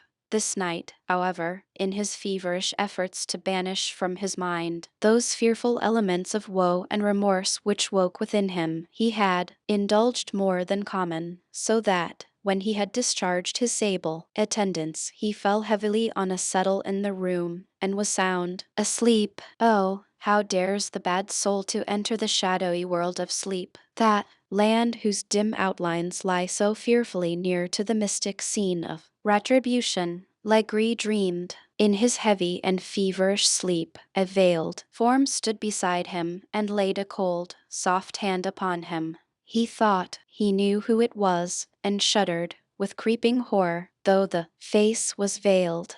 Then he thought he felt that hair twining round his fingers, and then that it slid smoothly round his neck, and tightened, and he could not draw his breath. And then he thought voices whispered to him, whispers that chilled him with horror. Then it seemed to him he was on the edge of a frightful abyss, holding on, and struggling in mortal fear, while dark hands stretched up and were pulling him over, and Cassie came behind him laughing, and pushed him, and then rose up, that solemn veiled figure, and drew aside the veil. It was his mother, and she turned away from him, and he fell down, down, down, amid a confused noise of shrieks and groans and shouts of demon laughter, and Legree awoke. Calmly the rosy hue of dawn was stealing into the room. The morning star stood with its solemn, holy eye of light, looking down on the man of sin from out the brightening sky. Oh, with what freshness, what solemnity and beauty is each new day born, as if to say to insensate man, behold, you have one more chance. Strive for immortal glory. There is no speech nor language where this voice is not heard, but the bold, bad man heard it not. He woke with an oath and a curse. What to him was the gold and purple, the daily miracle of morning? What to him the sanctity of the star, which the Son of God has hallowed as his own emblem? Brute-like, he saw without perceiving, and, stumbling forward, poured out a tumbler of brandy and drank half of it. I've had a H.L. of a night, he said to Cassie, who just then entered from an opposite door. You'll get plenty of the same sort soon, said she, dryly. What do you mean, you minx? You'll find out one of these days, returned Cassie in the same tone. Now, Simon, I've one piece of advice to give you. The devil, you have. My advice is, said Cassie, steadily, as she began adjusting some things about the room, that you let Tom alone. What business is tea of yours? What? To be sure, I don't know what it should be. If you want to pay 1,200 for a fellow, and use him right up in the press of the season, just to serve your own spite, it's no business of mine. I've done what I could for him. You have? What business have you meddling in my matters? None, to be sure. I've saved you some thousands of dollars at different times by taking care of your hands. That's all the thanks I get. If your crop comes shorter into market than any of theirs, you won't lose your bet, I suppose. Tompkins won't lord it over you, I suppose, and you'll pay down your money like a lady, won't you? I think I see you doing it. Legree, like many other planters, had but one form of ambition, to have in the heaviest crop of the season, and he had several bets on this very present season pending in the next town. Cassie, therefore, with woman's tact, touched the only string that could be made to vibrate. Well, I'll let him off at what he's got, said Legree, but he shall beg my pardon and promise better fashions. That he won't do, said Cassie. Won't, eh? No, he won't, said Cassie. I'd like to know why, mistress, said Legree, in the extreme of scorn. Because he's done right, and he knows it, and won't say he's done wrong. Who a cuss cares what he knows? The nigger shall say what I please, or you'll lose your bet on the cotton crop by keeping him out of the field just at this very press. But he will give up, course he will. Don't I know what niggers is? He'll beg like a dog this morning. He won't, Simon. You don't know this kind. You may kill him by inches. You won't get the first word of confession out of him. We'll see. Where is he? Said Legree. Going out. In the waste room of the gin house, said Cassie. Legree, though he talked so stoutly to Cassie, still sallied forth from the house with a degree of misgiving which was not common with him. His dreams of the past night, mingled with Cassie's prudential suggestions, considerably affected his mind. He resolved that nobody should be witness of his encounter with Tom, and determined, if he could not subdue him by bullying, to defer his vengeance to be wreaked in a more convenient season. The solemn light of dawn, the angelic glory of the morning star, had looked in through the rude window of the shed where Tom was lying, and as if descending on that star beam came the solemn words, I am the root and offspring of David, and the bright and morning star. The mysterious warnings and intimations of Cassie, so far from discouraging his soul, in the end had roused it as with a heavenly call. He did not know but that the day of his death was dawning in the sky, and his heart throbbed with solemn throes of joy and desire as he thought that the wondrous all of which he had often pondered the great white throne, with its ever-radiant rainbow, the white-robed multitude, with voices as many waters, the crowns, the palms, the harps may all break upon his vision before that sun should set again. And, therefore, without shuddering or trembling, he heard the voice of his persecutor as he drew near. "Well, my boy," said Legree, with a contemptuous kick, "how do you find yourself? Didn't I tell yer I could larn yer a thing or two? How do yer like it, eh? How did your wailing agree with yer, Tom?" "And quite so, crank as he was last night. He couldn't treat a poor sinner, now, to a bit of sermon, could ye, eh?" Tom answered nothing. "Get up, you beast," said Legree, kicking him again. This was a difficult matter for one so bruised and faint, and as Tom made efforts to do so, Legree laughed brutally. "What makes ye so spry this morning, Tom? Cotched cold, may be, last night." Tom by this time had gained his feet and was confronting his master with a steady, unmoved front. "The devil you can," said Legree, looking him over. "I believe you haven't got enough yet. Now, Tom, get right down on your knees and beg my pardon for your shines last night." Tom did not move. "Down, you dog," said Legree, striking him with his riding whip. "Masser Legree," said Tom, "I can't do it. I did only what I thought was right. I shall do just so again, if ever the time comes. I never will do a cruel thing, come what may." "Yes, but ye don't know what may come, Master Tom. Ye think what you've got is something. I tell you 'tan't anything, nothing 't all. How would ye like to be tied to a tree, and have a slow fire lit up around ye? Wouldn't that be pleasant, eh, Tom?" "Masser," said Tom, "I know ye can do dreadful things," but he stretched himself upward and clasped his hands. "But after ye've killed the body, there ain't no more ye can do, and oh, there's all eternity to come after that." Eternity. The word thrilled through the black man's soul with light and power as he spoke. It thrilled through the sinner's soul, too, like the bite of a scorpion. Legree gnashed on him with his tests, but rage kept him silent, and Tom, like a man disenthralled, spoke in a clear and cheerful voice. "Masser Legree, as ye bought me, I'll be a true and faithful servant to ye. I'll give ye all the work of my hands, all my time, all my strength. But my soul I won't give up to mortal man. I will hold on to the Lord and put his commands before all, die or live. You may be sure on 't, Masser Legree, I ain't a grain afeard to die. I'd as soon die as not. Ye may whip me, starve me, burn me. It'll only send me sooner where I want to go. I'll make ye give out, though, for I've done," said Legree, in a rage. "I shall have help," said Tom. "You'll never do it." "Who the devil's going to help you?" said Legree, scornfully. "The Lord Almighty," said Tom. "D.N.U.," said Legree, as with one blow of his fist he felled Tom to the earth. A cold soft hand fell on Legree's at this moment. He turned. It was Cassie's, but the cold soft touch recalled his dream of the night before, and flashing through the chambers of his brain came all the fearful images of the night watches, with a portion of the horror that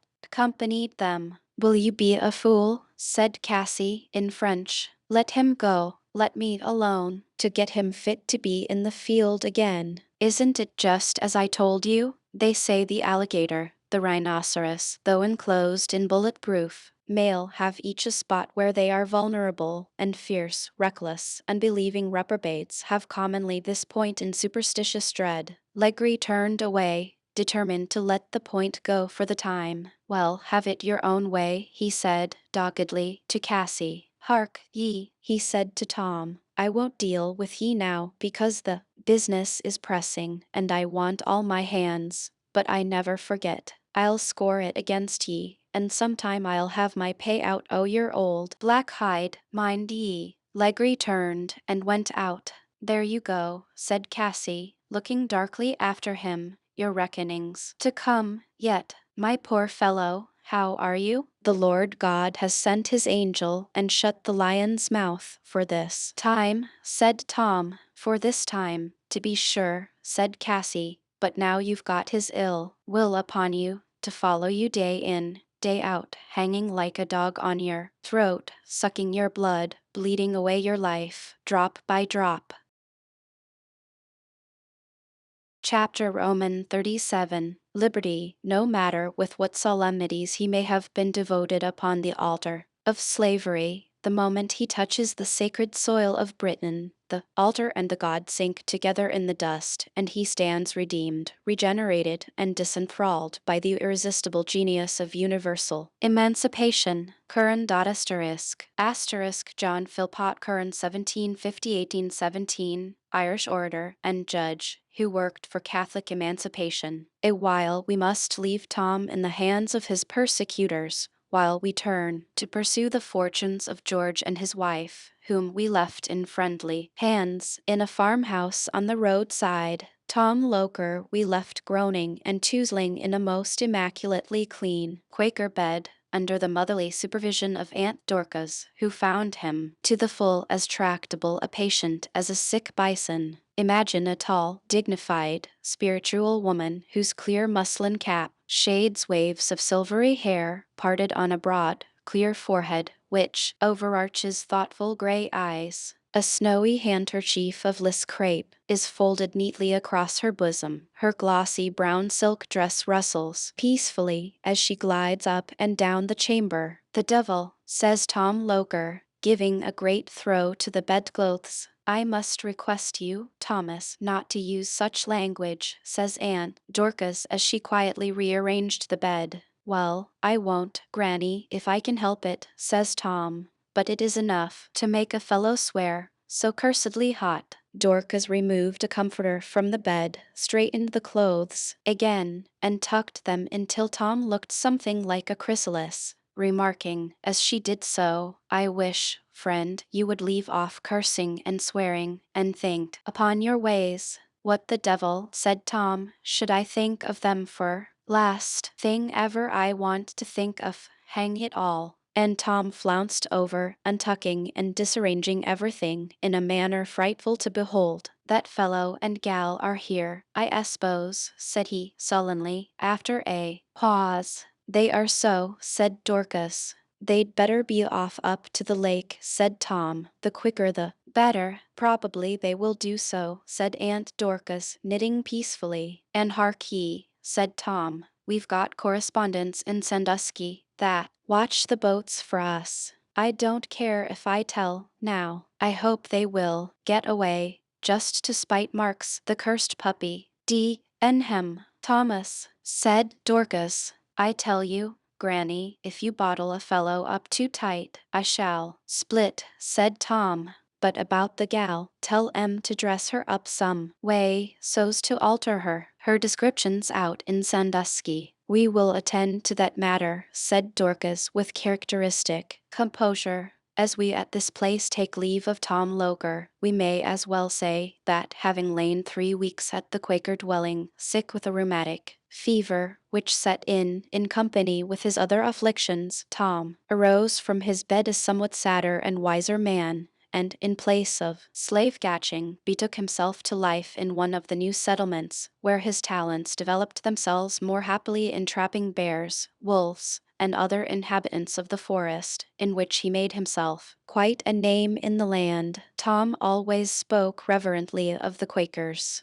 Nice people, he would say, wanted to convert me, but couldn't come it exactly. But, tell ye what, stranger, they do fix up a sick fellow, first rate, no mistake. Make just the tallest kind o' broth and knickknacks, as Tom had informed them that their party would be looked for in Sandusky. It was thought prudent to divide them. Jim, with his old mother, was forwarded separately, and a night or two after, George and Eliza, with their child, were driven privately into Sandusky and lodged beneath the hospital roof, preparatory to taking their last passage on the lake. Their night was now far spent, and the morning star of liberty rose fair before them. Electric word. What is it? Is there anything more in it than a name, a rhetorical flourish? Why, men and women of America, does your heart's blood thrill at that word for which your fathers bled, and your braver mothers were willing that their noblest and best should die? Is there anything in it glorious and dear for a nation that is not also glorious and dear for a man? What is freedom to a nation but freedom to the individuals in it? What is freedom to that young man who sits there, with his arms folded over his broad chest, the tint of African blood in his cheek, its dark fires in his eyes? What is freedom to George Harris? To your fathers, freedom was the right of a nation to be a nation. To him, it is the right of a man to be a man and not a brute. The right to call the wife of his bosom his wife, and to protect her from lawless violence, the right to protect and educate his child, the right to have a home of his own, a religion of his own, a character of his own, unsubject to the will of another. All these thoughts were rolling and seething in George's breast as he was pensively leaning his head on his hand, watching his wife, as she was adapting to her slender and pretty form the articles of man's attire in which it was deemed safest she should make her escape. Now for it, said she, as she stood before the glass and shook down her silky abundance of black curly hair. I say, George, it's almost a pity, isn't it? She said, as she held up some of it, playfully. Pity. It's all got to come off. George smiled sadly and made no answer. Eliza turned to the glass, and the scissors glittered as one long lock after another was detached from her head. There, now, that'll do, she said, taking up a hairbrush. Now for a few fancy touches. There, ain't I a pretty young fellow? She said, turning around to her husband, laughing and blushing at the same time. You always will be pretty, do what you will, said George. What does make you so sober? Said Eliza, kneeling on one knee and laying her hand on his. We are only within 24 hours of Canada, they say. Only a day and a night on the lake, and then, oh, Eliza, said George, drawing her towards him, that is it. Now my fate is all narrowing down to a point, to come so near, to be almost in sight and then lose all. I should never live under it, Eliza. Don't fear, said his wife, hopefully. The good Lord would not have brought us so far if he didn't mean to carry us through. I seem to feel him with us, George. You are a blessed woman, Eliza, said George, clasping her with a convulsive grasp. But, oh, tell me, can this great mercy be for us? Will these years and years of misery come to an end? Shall we be free? I am sure of it, George, said Eliza, looking upward, while tears of hope and enthusiasm shone on her long, dark lashes. I feel it in me that God is going to bring us out of bondage this very day. I will believe you, Eliza, said George, rising suddenly up. I will believe. Come, let's be off. Well, truly, said he, holding her off at arm's length and looking admiringly at her, you are a pretty little fellow. That crop of little, short curls is quite becoming. Put on your cap, so, a little to one side. I never saw you look quite so pretty. But it's almost time for the carriage. I wonder if Mrs. Smythe has got Harry rigged. The door opened, and a respectable, middle-aged woman entered, leading little Harry, dressed in girl's clothes. What a pretty girl he makes, said Eliza, turning him round. We call him Harriet, you see. Don't the name come nicely? The child stood gravely regarding his mother in her new and strange attire, observing a profound silence, and occasionally drawing deep sighs and peeping at her from under his dark curls. Does Harry know mamma? Said Eliza, stretching her hands toward him. The child clung shyly to the woman. Come, Eliza, why do you try to coax him when you know that he has got to be kept away from you? I know it's foolish, said Eliza, yet I can't bear to have him turn away from me. But come, where's my cloak? Here. How is it men put on cloaks, George? You must wear it so, said her husband, throwing it over his shoulders. So, then, said Eliza, imitating the motion, and I must stamp, and take long steps, and try to look saucy. Don't exert yourself, said George. There is, now and then, a modest young man, and I think it would be easier for you to act that character. And these gloves. Mercy upon us, said Eliza. Why, my hands are lost in them. I advise you to keep them on pretty strictly, said George. Your slender paw may bring us all out. Now, Mrs. Smythe, you are to go under our charge and be our Annie, you mind. I've heard, said Mrs. Smythe, that there have been men down, warning all the packet captains against a man and woman with a little boy. They have, said George. Well, if we see any such people, we can tell them. A hack now drove to the door, and the friendly family who had received the fugitives crowded around them with farewell greetings. The disguises the party had assumed were in accordance with the hints of Tom Loker. Mrs. Smythe, a respectable woman from the settlement in Canada, where they were fleeing, being fortunately about crossing the lake to return there, had consented to appear as the aunt of little Harry, and in order to attach him to her, he had been allowed to remain the 2 last days under her sole charge, and an extra amount of petting, jointed to an indefinite amount of seed cakes and candy, had cemented a very close attachment on the part of the young gentleman. The hack drove to the wharf.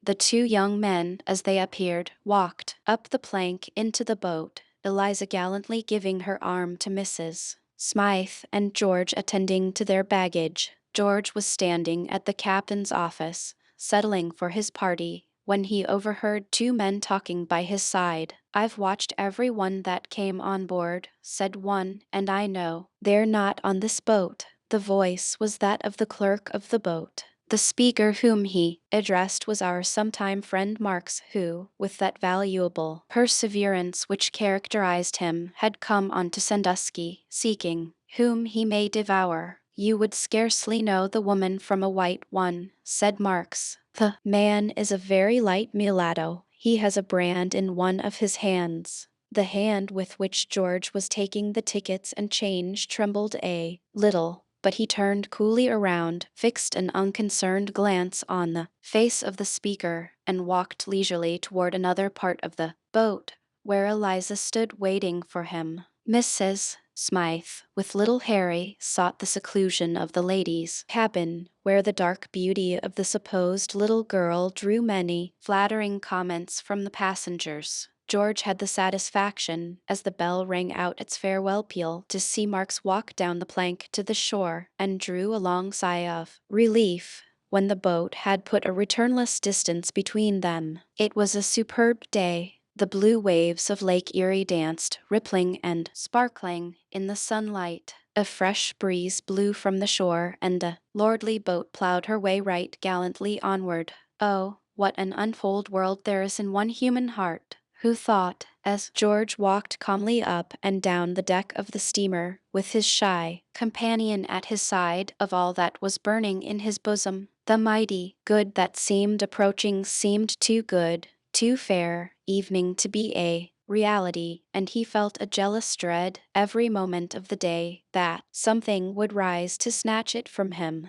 But the boat swept on. Hours fleeted, and at last, clear and full rose the blessed English shores, shores charmed by a mighty spell, with one touch to dissolve every incantation of slavery, no matter in what language pronounced, or by what national power confirmed. George and his wife stood arm in arm as the boat neared the small town of Amherstburg in Canada. His breath grew thick and short, a mist gathered before his eyes. He silently pressed the little hand that lay trembling on his arm. The bell rang, the boat stopped.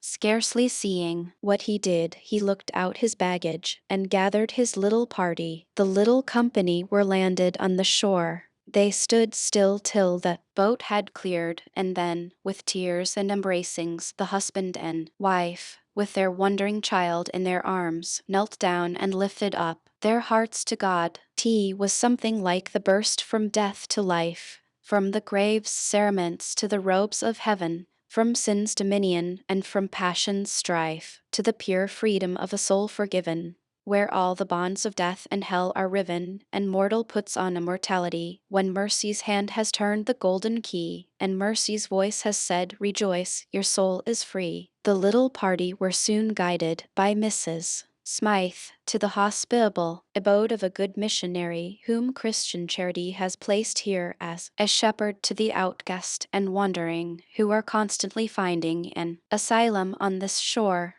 Who can speak the blessedness of that first day of freedom? Is not the sense of liberty a higher and a finer one than any of the five? To move, speak and breathe, go out and come in unwatched and free from danger. Who can speak the blessings of that rest which comes down on the free man's pillow under laws which ensure to him the rights that God has given to man? How fair and precious to that mother was that sleeping child's face, endeared by the memory of 1,000 dangers. How impossible was it to sleep in the exuberant possession of such blessedness. And yet, these two had not 1 acre of ground, not a roof, that they could call their own. They had spent their all to the last dollar. They had nothing more than the birds of the air or the flowers of the field, yet they could not sleep for joy.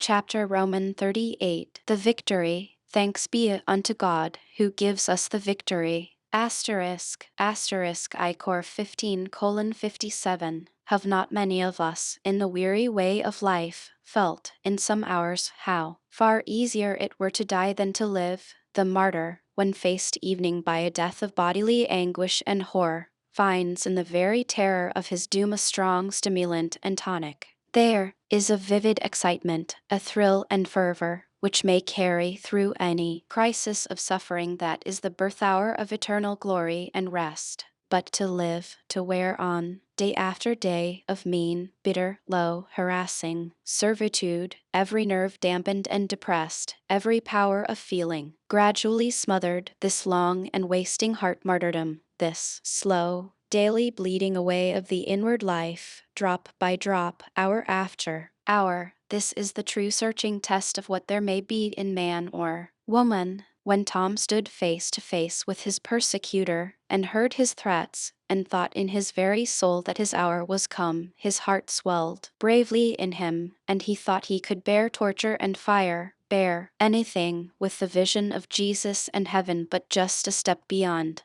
But when he was gone, and the present excitement passed off, came back the pain of his bruised and weary limbs, came back the sense of his utterly degraded, hopeless, forlorn estate, and the day passed wearily enough. Long before his wounds were healed, Legree insisted that he should be put to the regular field work, and then came day after day of pain and weariness, aggravated by every kind of injustice and indignity that the ill will of a mean and malicious mind could devise.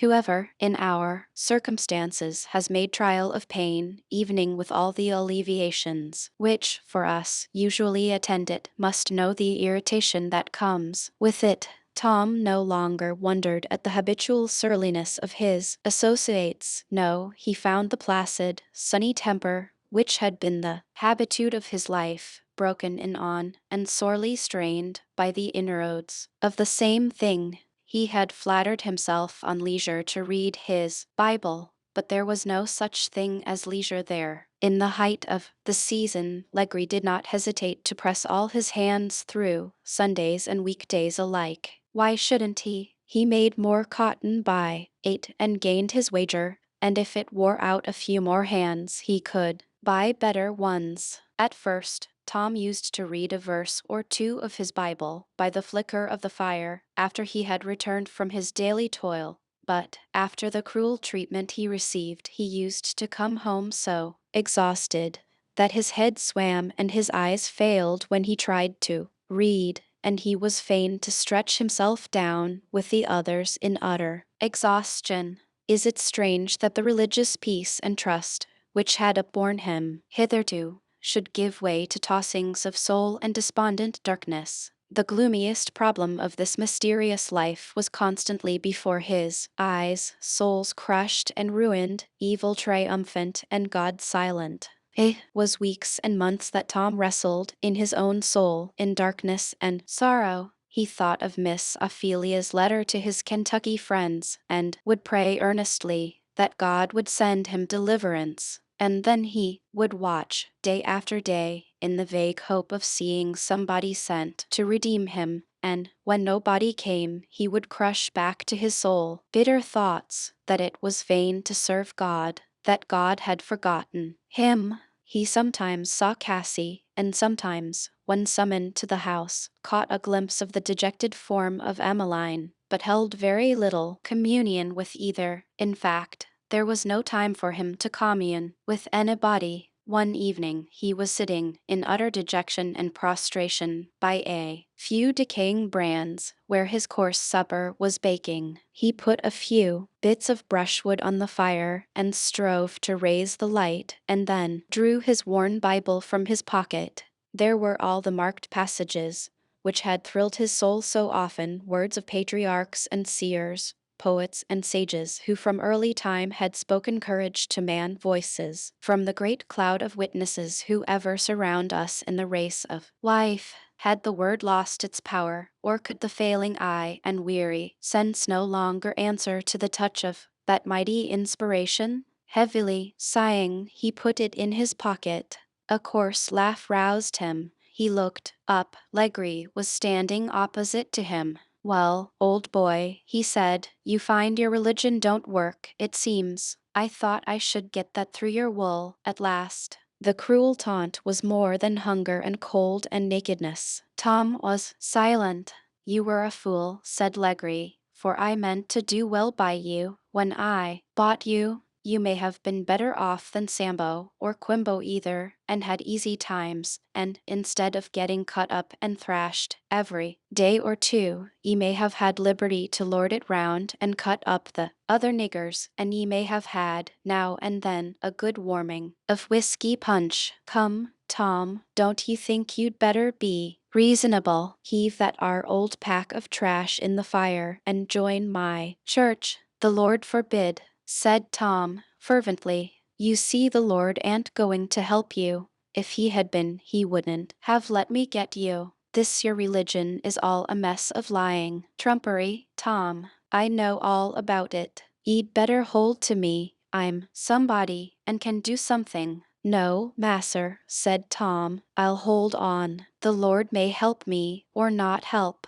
but I'll hold to him, and believe him to the last." "The more fool you," said Legree, spitting scornfully at him, and spurning him with his foot. "Never mind, I'll chase you down, yet, and bring you under, you'll see." And Legree turned away. When a heavy weight presses the soul to the lowest level at which endurance is possible, there is an instant and desperate effort of every physical and moral nerve to throw off the weight, and there for the heaviest, anguish often precedes a return tide of joy and courage. So was it now with Tom. The atheistic taunts of his cruel master sunk his before dejected soul to the lowest ebb, and though the hand of faith still held to the eternal rock, it was a numb, despairing grasp. Tom sat like one stunned at the fire. Suddenly everything around him seemed to fade, and a vision rose before him of one crowned with thorns, buffeted and bleeding.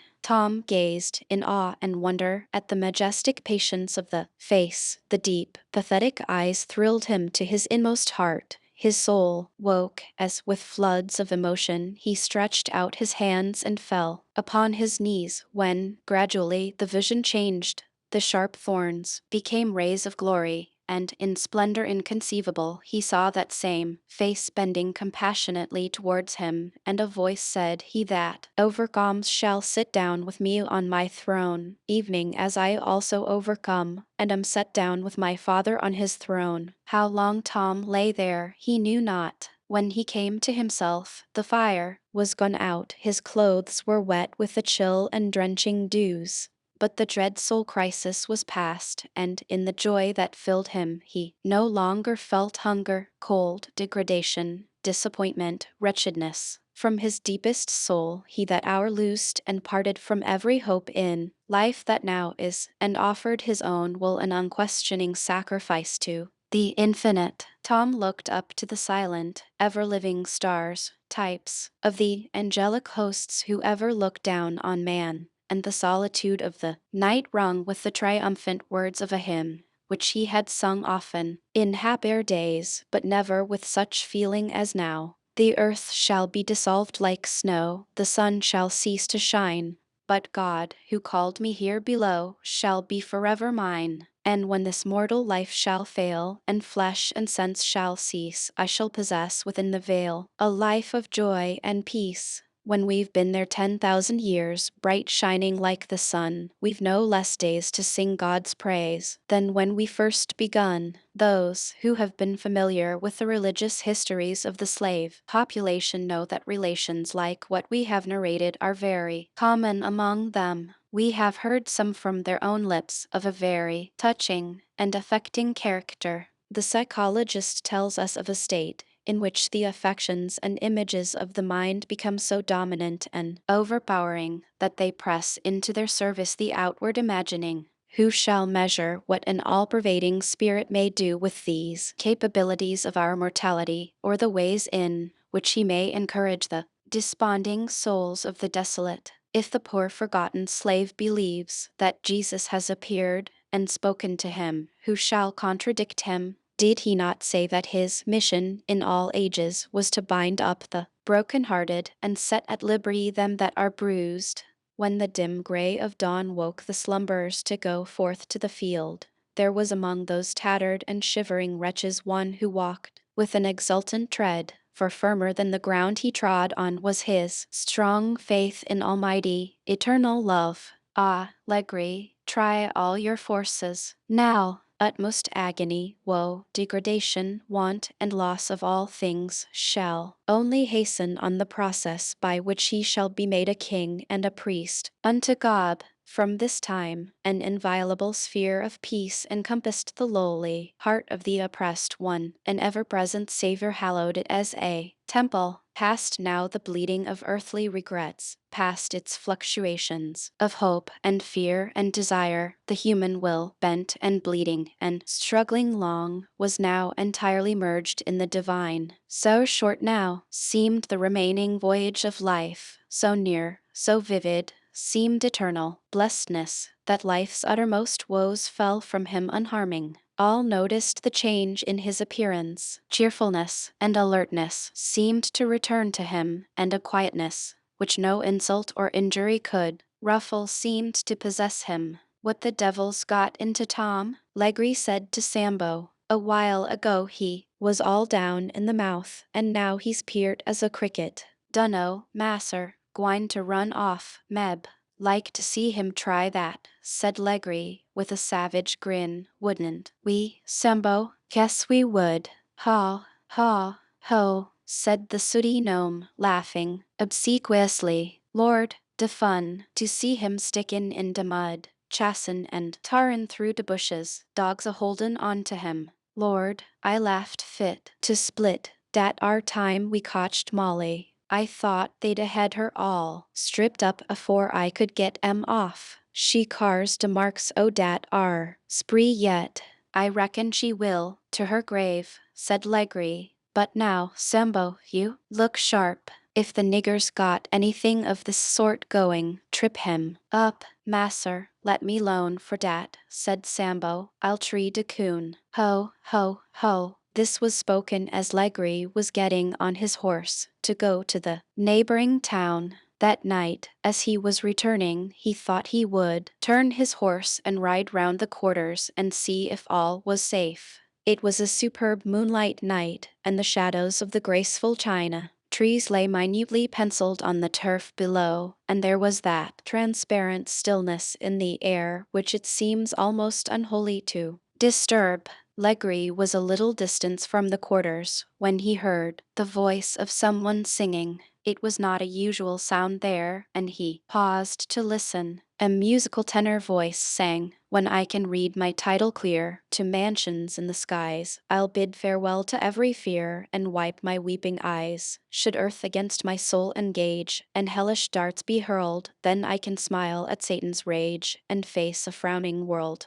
Let cares like a wild deluge come, and storms of sorrow fall, may I but safely reach my home, my God, my heaven, my all." Asterisk on my journey home, hymn by Isaac Watts, found in many of the Southern country songbooks of the antebellum period. "So ho," said Legree to himself, "he thinks so, does he? How I hate these cursed Methodist hymns. Here, you nigger," said he, coming suddenly out upon Tom, and raising his riding whip, "how dare you be gettin' up this your row when you ought to be in bed? Shut your old black dash, and get along in with you." "Yes, masser," said Tom, with ready cheerfulness, as he rose to go in. Legree was provoked beyond measure by Tom's evident happiness, and, riding up to him, belaboured him over his head and shoulders. "There, you dog," he said, "see if you'll feel so comfortable after that."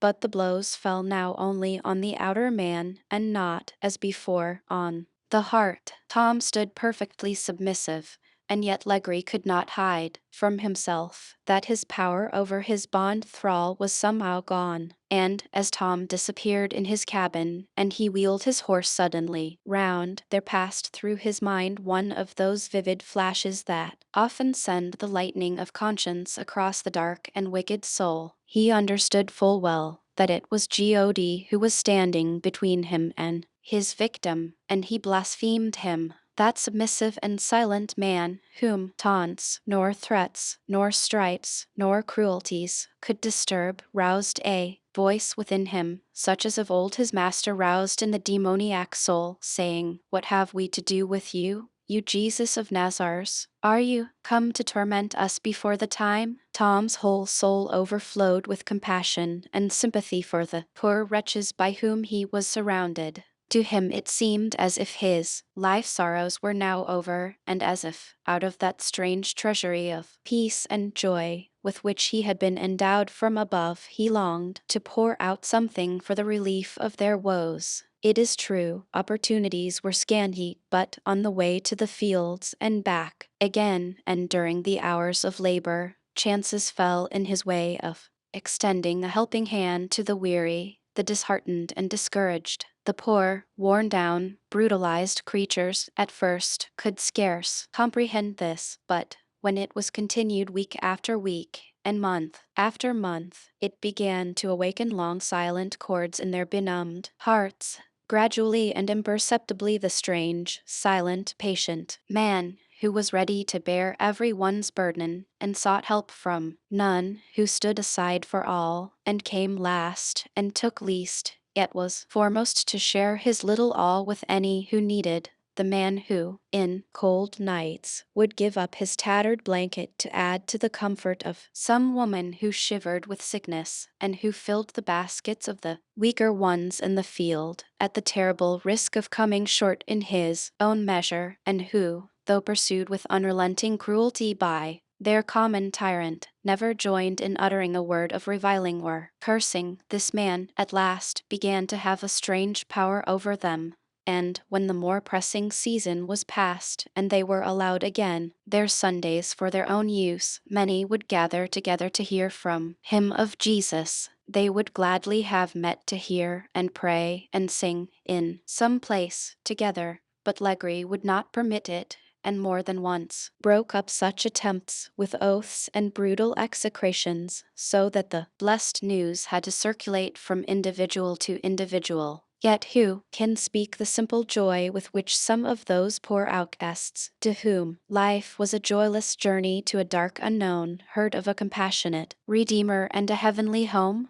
It is the statement of missionaries that, of all races of the earth, none have received the gospel with such eager docility as the African. The principle of reliance and unquestioning faith, which is its foundation, is more a native element in this race than any other, and it has often been found among them, that a stray seed of truth, born on some breeze of accident into hearts the most ignorant, has sprung up into fruit whose abundance has shamed that of higher and more skillful culture. The poor mulatto woman, whose simple faith had been well near crushed and overwhelmed by the avalanche of cruelty and wrong which had fallen upon her, felt her soul raised up by the hymns and passages of Holy Writ, which the slowly missionary breathed into her ear in intervals as they were going to and returning from work.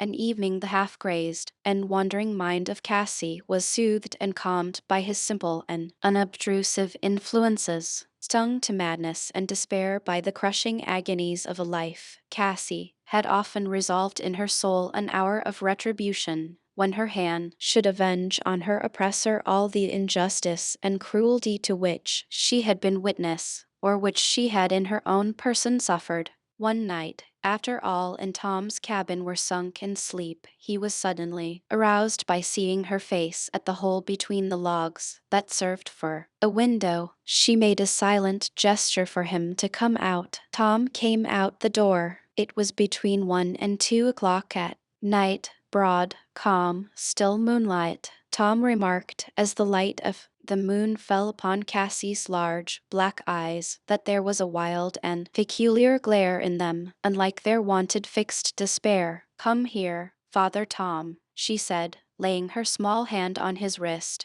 and drawing him forward with a force as if the hand were of steel. "Come here, I've news for you." "What, Miss Cassie?" said Tom, anxiously. "Tom, wouldn't you like your liberty?" "I shall have it, miss, in God's time," said Tom. "Aye, but you may have it tonight," said Cassie, with a flash of sudden energy. "Come on." Tom hesitated. "Come," said she, in a whisper, fixing her black eyes on him. "Come along. He's asleep sound. I put enough into his brandy to keep him so. I wish I'd had more. I shouldn't have wanted you. But come, the back door is unlocked. There's an axe there. I put it there. His room door is open. I'll show you the way. I'd a done it myself, only my arms are so weak. Come along." "Not for 10,000 worlds, miss," said Tom, firmly, stopping and holding her back as she was pressing forward.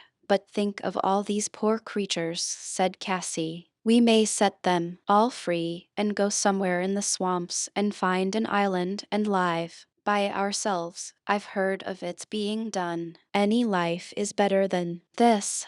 "No," said Tom, firmly. "No, good never comes of wickedness. I'd sooner chop my right hand off." "Then I shall do it," said Cassie, turning. "Oh, Miss Cassie," said Tom, throwing himself before her, "for the dear Lord's sake that died for ye, don't sell your precious soul to the devil that way. Nothing but evil will come of it. The Lord hasn't called us to wrath.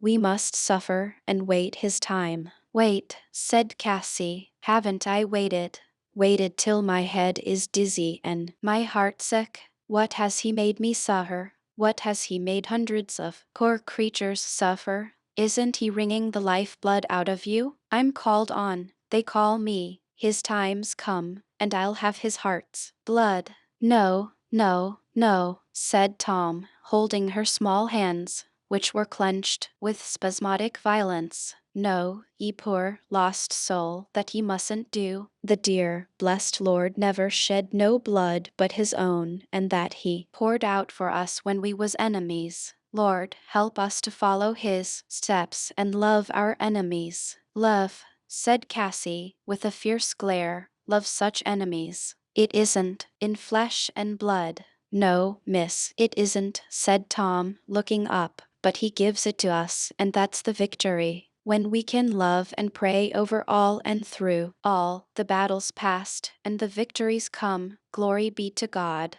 And, with streaming eyes and choking voice, the black man looked up to heaven. "And this, O Africa, latest called of nations, called to the crown of thorns, the scourge, the bloody sweat, the cross of agony, this is to be thy victory. By this shall you reign with Christ when his kingdom shall come on earth." The deep fervor of Tom's feelings, the softness of his voice, his tears, fell like dew on the wild, unsettled spirit of the poor woman. A softness gathered over the lurid fires of her eye. She looked down, and Tom could feel the relaxing muscles of her hands, as she said, "Didn't I tell you that evil spirits followed me? Oh, Father Tom, I can't pray. I wish I could. I never have prayed since my children were sold. What you say must be right. I know it must. But when I try to pray, I can only hate and curse. I can't pray." "Poor soul," said Tom, compassionately. "Satan desires to have ye, and sift ye as wheat. I pray the Lord for ye." "Oh, Miss Cassie, turn to the dear Lord Jesus. He came to bind up the broken-hearted and comfort all." That morn, Cassie stood silent, while large, heavy tears dropped from her downcast eyes. "Miss Cassie," said Tom, in a hesitating tone, after surveying her in silence, "if you only could get away from here, if the thing was possible, I'd advise ye and Emmeline to do it. That is, if ye could go, without blood guiltiness, not otherwise. Would you try it with us, Father Tom?" "No," said Tom. "Time was when I would. But the Lord's given me a work among these your poor souls, and I'll stay with 'em and bear my cross with 'em till the end. It's different with you. It's a snare to you. It's more'n you can stand, and you'd better go, if you can." "I know no way but through the grave," said Cassie. "There's no beast or bird but can find a home somewhere. Evening the snakes and the alligators have their places to lie down and be quiet.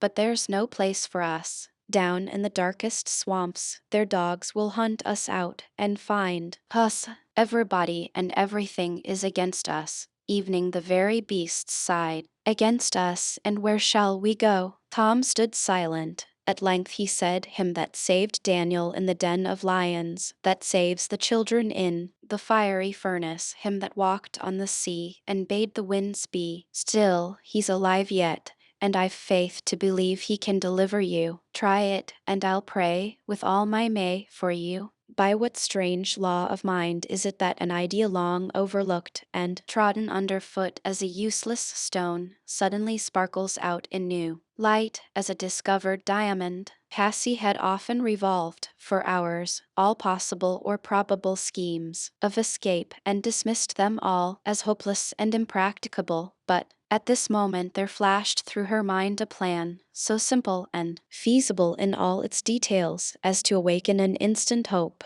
"Father Tom, I'll try it," she said, suddenly. Chapter Roman 39. The stratagem. The way of the wicked is as darkness. He knows not at what he stumbles. Asterisk prof 4:19. The garret of the house that Legree occupied, like most other garrets, was a great, desolate space, dusty, hung with cobwebs, and littered with cast-off lumber. The opulent family that had inhabited the house in the days of its splendor had imported a great deal of splendid furniture, some of which they had taken away with them, while some remained, standing desolate in moldering, unoccupied rooms, or stored away in this place. One or two immense packing boxes, in which this furniture was brought, stood against the sides of the garret. There was a small window there, which let in, through its dingy, dusty panes, a scanty, uncertain light on the tall, high-backed chairs and dusty tables that had once seen better days. Altogether, it was a weird and ghostly place, but, ghostly as it was, it wanted not in legends among the superstitious Negroes to increase its terrors. Some few years before, a Negro woman, who had incurred Legree's displeasure, was confined there for several weeks. What passed there, we do not say. The Negroes used to whisper darkly to each other, but it was known that the body of the unfortunate creature was one day taken down from there and buried, and after that it was said that oaths and cursings and the sound of violent blows used to ring through that old garret, and mingled with wailings and groans of despair. Once, when Legri chanced to overhear something of this kind, he flew into a violent passion, and swore that the next one that told stories about that garret should have an opportunity of knowing what was there, for he would chain them up there for a week. This hint was enough to repress talking, though, of course, it did not disturb the credit of the story in the least.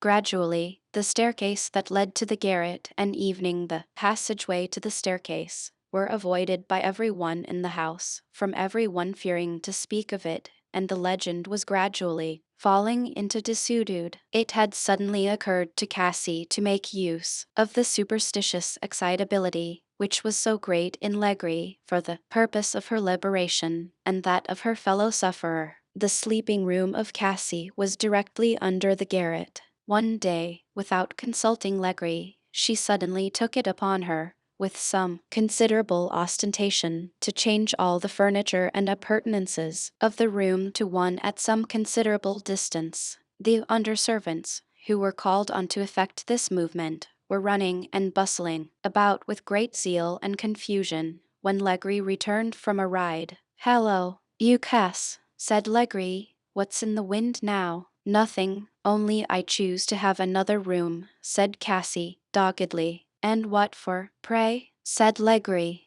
"I choose to," said Cassie. "The devil you do. And what for?" "I'd like to get some sleep, now and then." "Sleep? Well, what hinders your sleeping?" "I could tell, I suppose, if you want to hear," said Cassie, dryly. "Speak out, you minx," said Legri. "Oh, nothing. I suppose it wouldn't disturb you!" Exclamation only groans, and people scuffing and rolling round on the garret floor half the night, from 12 to morning. "People up garret," said Legri, uneasily, but forcing a laugh. "Who are they, Cassie?" Cassie raised her sharp, black eyes and looked in the face of Legri with an expression that went through his bones, as she said, "To be sure, Simon, who are they? I'd like to have you tell me." "You don't know, I suppose." With an oath, Legri struck at her with his riding whip, but she glided to one side and passed through the door, and looking back, said, "If you'll sleep in that room, you'll know all about it. Perhaps you'd better try it."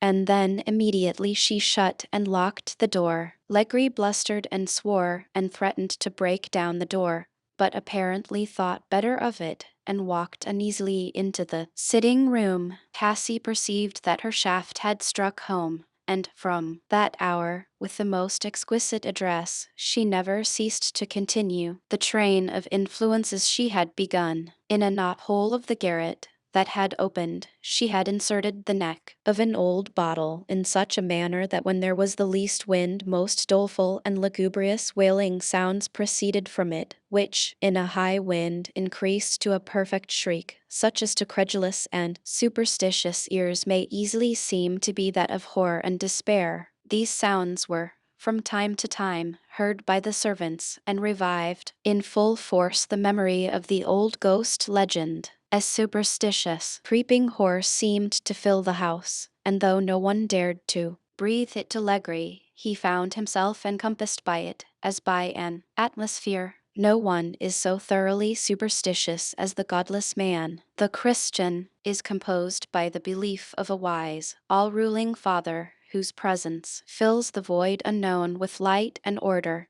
But to the man who has dethroned God, the spirit land is, truly, in the words of the Hebrew poet, a land of darkness and the shadow of death, without any order, where the light is as darkness. Life and death to him are haunted grounds, filled with goblin forms of vague and shadowy dread. Legri had had the slumbering moral elements in him roused by his encounters with Tom, roused only to be resisted by the determinate force of evil, but still there was a thrill and commotion of the dark, inner world, produced by every word, or prayer, or hymn, that reacted in superstitious dread. The influence of Cassie over him was of a strange and singular kind. He was her owner, her tyrant and tormentor. She was, as he knew, wholly and without any possibility of help or redress in his hands, and yet so it is that the most brutal man cannot live in constant association with a strong female influence and not be greatly controlled by it. When he first bought her, she was, as she said, a woman delicately bred, and then he crushed her, without scruple, beneath the foot of his brutality. But as time and debasing influences and despair hardened womanhood within her and waked the fires of fiercer passions, she had become in a measure his mistress, and he alternately tyrannized over and dreaded her. This influence had become more harassing and decided, since partial insanity had given a strange, weird, unsettled cast to all her words and language. A night or two after this, Legree was sitting in the old sitting room by the side of a flickering wood fire that threw uncertain glances round the room. It was a stormy, windy night, such as raises whole squadrons of nondescript noises in rickety old houses. Windows were rattling, shutters flapping, and wind carousing, rumbling, and tumbling down the chimney, and every once in a while puffing out smoke and ashes as if a legion of spirits were coming after them. Legree had been casting up accounts and reading newspapers for some hours while Cassie sat in the corner, sullenly looking into the fire. Legree laid down his paper and, seeing an old book lying on the table, which he had noticed Cassie reading the first part of the evening, took it up and began to turn it over. It was one of those collections of stories of bloody murders, ghostly legends, and supernatural visitations which, coarsely got up and illustrated, have a strange fascination for one who once begins to read them. Legree pooed and pished, but read, turning page after page, till, finally, after reading some way, he threw down the book with an oath. "You don't believe in ghosts, do you, Cass?" said he, taking the tongs and settling the fire. "I thought you'd more sense than to let noises scare you." "No matter what I believe," said Cassie sullenly. "Fellows used to try to frighten me with their yarns at sea," said Legree. "Never come it round me that way. I'm too tough for any such trash, tell ye." Cassie sat looking intensely at him in the shadow of the corner. There was that strange light in her eyes that always impressed Legree with uneasiness. "Them noises was nothing but rats and the wind," said Legree. "Rats will make a devil of a noise. I used to hear 'em sometimes down in the hold of the ship, and wind, Lord's sake, 'e can make anything out o' wind." Cassie knew Legree was uneasy under her eyes, and therefore she made no answer, but sat fixing them on him with that strange, unearthly expression as before. "Come, speak out, woman. Don't you think so?" said Legree. "Can rats walk downstairs and come walking through the entry and open a door when you've locked it and set a chair against it?" said Cassie. "And come walking right up to your bed and put out their hand so?" Cassie kept her glittering eyes fixed on Legree as she spoke, and he stared at her like a man in the nightmare, till, when she finished by laying her hand, icy cold, on his, he sprung back with an oath. "Woman, what do you mean? Nobody did?" "Oh, no, of course not. Did I say they did?" said Cassie with a smile of chilling derision. "But have you really seen? Come, Cass, what is it now? Speak out. You may sleep there yourself," said Cassie, "if you want to know. Did it come from the garret, Cassie?" "It what?" said Cassie. "Why, what you told of." "I didn't tell you anything," said Cassie, with dogged sullenness. Legree walked up and down the room, uneasily. "I'll have this your thing examined. I'll look into it this very night. I'll take my pistols." "Do," said Cassie. "Sleep in that room. I'd like to see you doing it. Fire your pistols, do." Legree stamped his foot and swore violently. "Don't swear," said Cassie. "Nobody knows who may be hearing you." "Hark! What was that?" "What?" said Legree, starting. A heavy old Dutch clock that stood in the corner of the room began and slowly struck 12. For some reason or other, Legree neither spoke nor moved.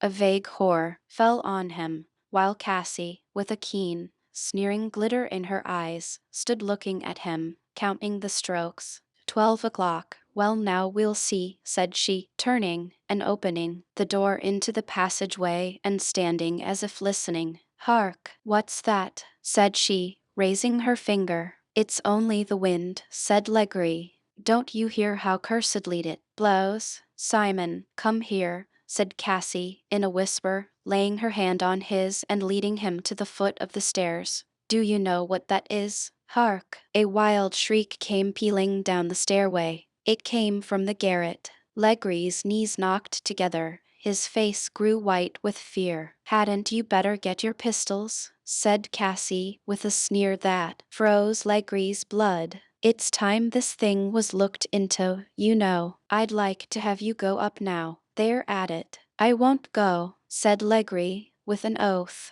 Why not? There ain't any such thing as ghosts, you know. Come. And Cassie flitted up the winding stairway, laughing and looking back after him. Come on. I believe you are the devil, said Legree. Come back, you hag. Come back, Cass. You shan't go. But Cassie laughed wildly and fled on. He heard her open the entry doors that led to the garret. A wild gust of wind swept down, extinguishing the candle he held in his hand, and with it the fearful, unearthly screams. They seemed to be shrieked in his very ear. Legree fled frantically into the parlor, where, in a few moments, he was followed by Cassie, pale, calm, cold as an avenging spirit, and with that same fearful light in her eye. I hope you are satisfied, said she. Blast you, Cass, said Legree. What for? Said Cassie. I only went up and shut the doors.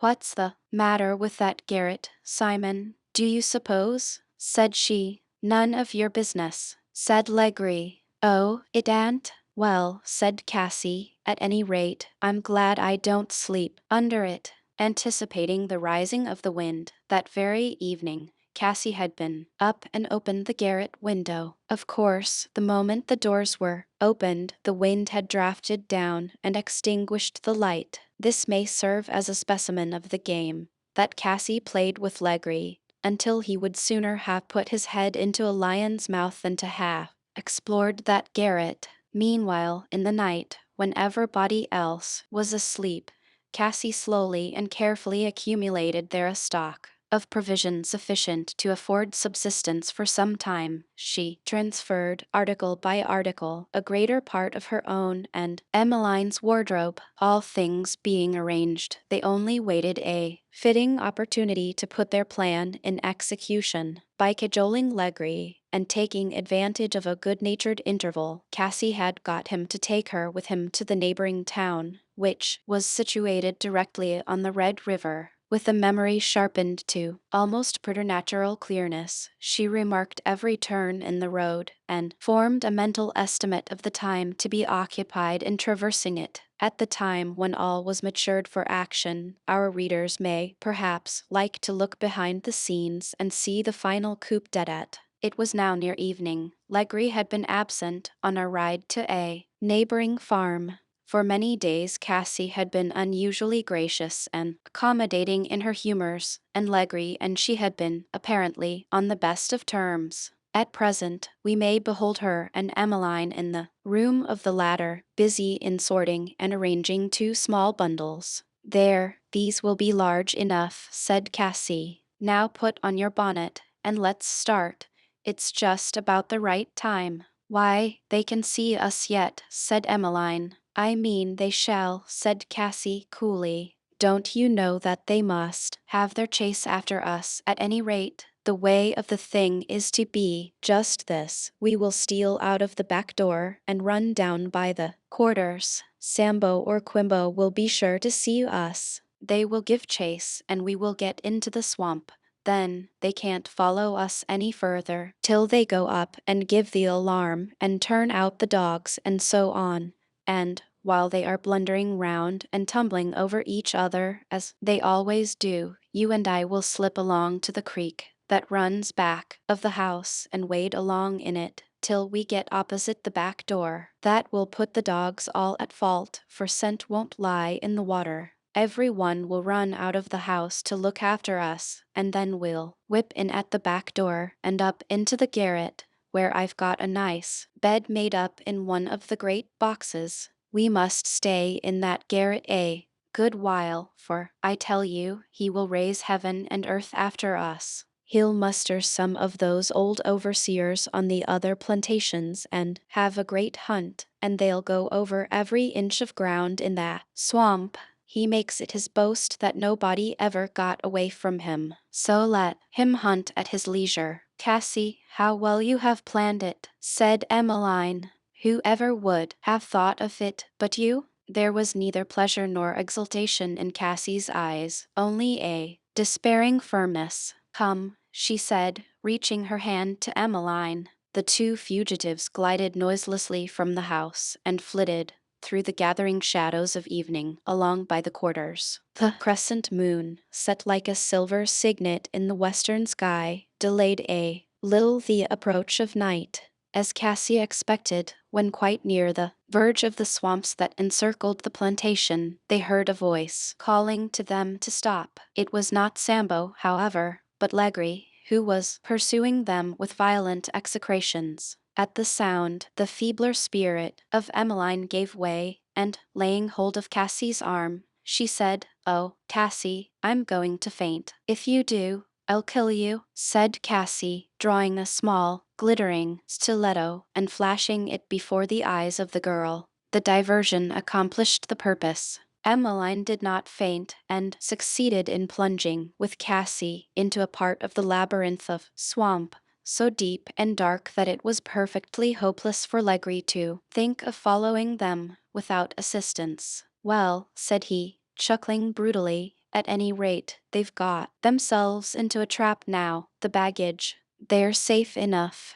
They shall sweat for it. Halloa, there, Sambo, Quimbo, all hands," called Legree, coming to the quarters when the men and women were just returning from work. "There's two runaways in the swamps. I'll give $5 to any nigger as catches 'em. Turn out the dogs, turn out Tiger and Fury and the rest." The sensation produced by this news was immediate. Many of the men sprang forward officiously to offer their services, either from the hope of the reward, or from that cringing subserviency which is one of the most baleful effects of slavery. Some ran one way and some another. Some were for getting flambeau of pine knots. Some were uncoupling the dogs, whose hoarse, savage bay added not a little to the animation of the scene. "Masser, shall we shoot 'em, if can't cotch 'em?" said Sambo, to whom his master brought out a rifle. "You may fire on Cass, if you like. It's time she was gone to the devil, where she belongs, but the gal not,"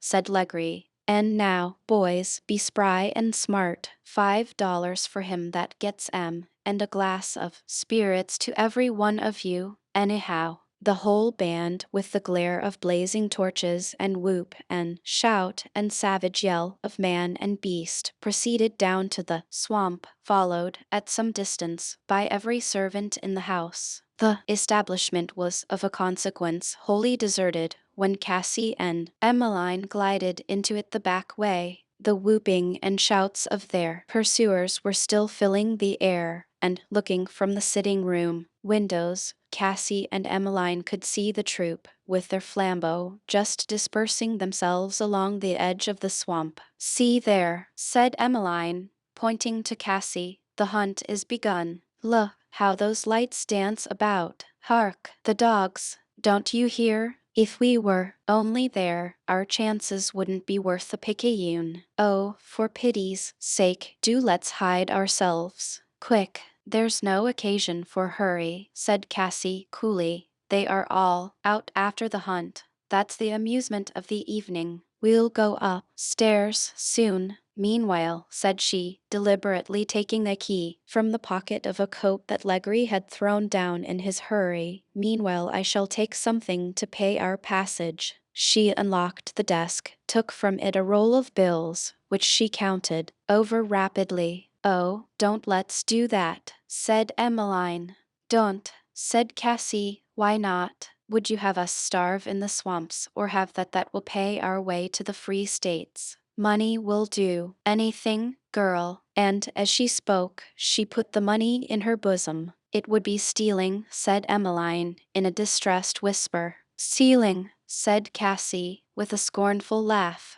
They who steal body and soul needn't talk to us. Every one of these bills is stolen, stolen from poor, starving, sweating creatures who must go to the devil at last for his profit. Let him talk about stealing, but come, we may as well go up garret. I've got a stock of candles there, and some books to pass away the time. You may be pretty sure they won't come there to inquire after us. If they do, I'll play ghost for them. When Emmeline reached the garret, she found an immense box in which some heavy pieces of furniture had once been brought, turned on its side so that the opening faced the wall, or rather the eaves. Cassie lit a small lamp, and creeping round under the eaves, they established themselves in it. It was spread with a couple of small mattresses and some pillows. A box nearby was plentifully stored with candles, provisions, and all the clothing necessary to their journey, which Cassie had arranged into bundles of an astonishingly small compass.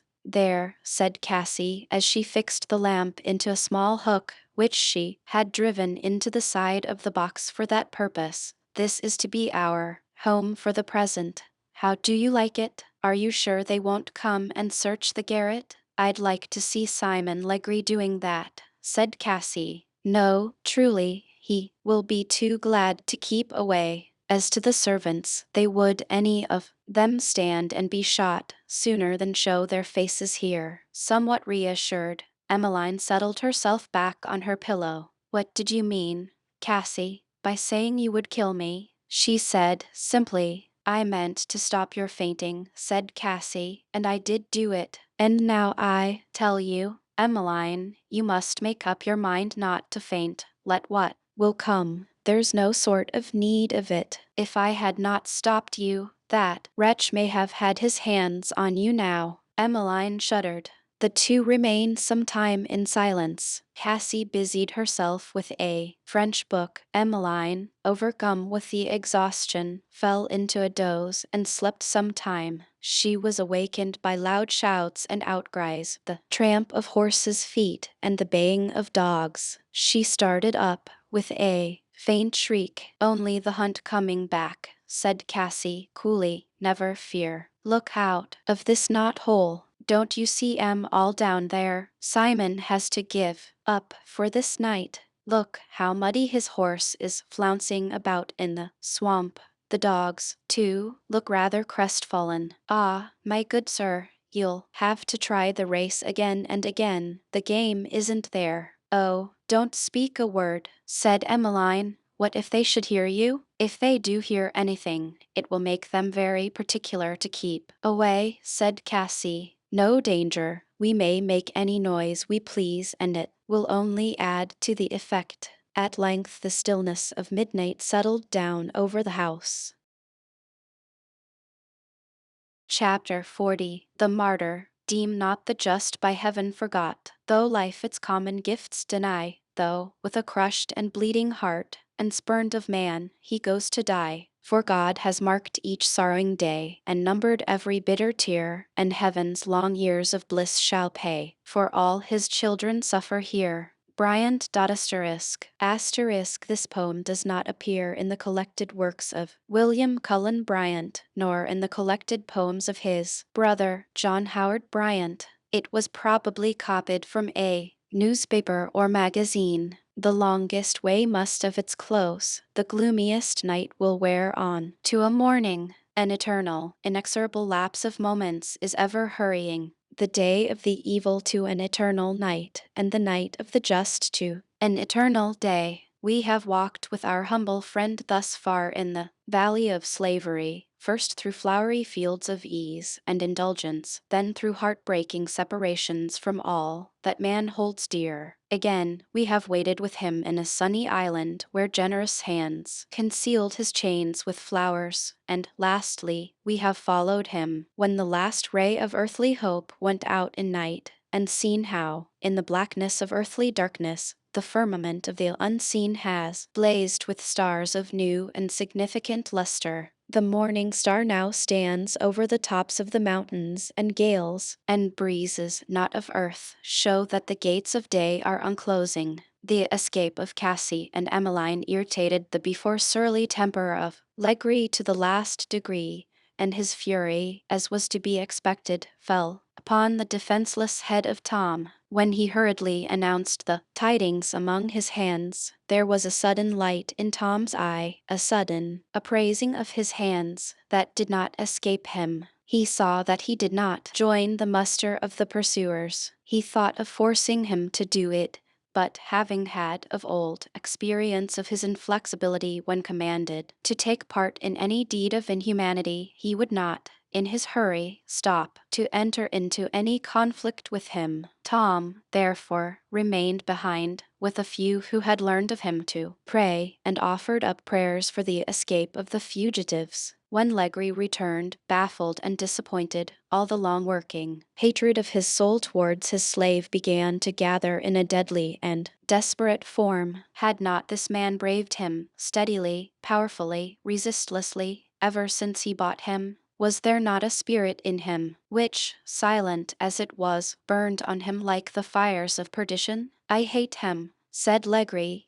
that night, as he sat up in his bed. "I hate him, and isn't he mine? Can't I do what I like with him? Who's to hinder, I wonder?" And Legree clenched his fist, and shook it as if he had something in his hands that he could rend in pieces. But then, Tom was a faithful, valuable servant, and although Legree hated him the more for that, yet the consideration was still somewhat of a restraint to him. The next morning he determined to say nothing as yet, to assemble a party from some neighboring plantations with dogs and guns, to surround the swamp and go about the hunt systematically. If it succeeded, well and good. If not, he would summon Tom before him, and his chest clenched and his blood boiled. Then he would break the fellow down, or there was a dire inward whisper to which his soul assented.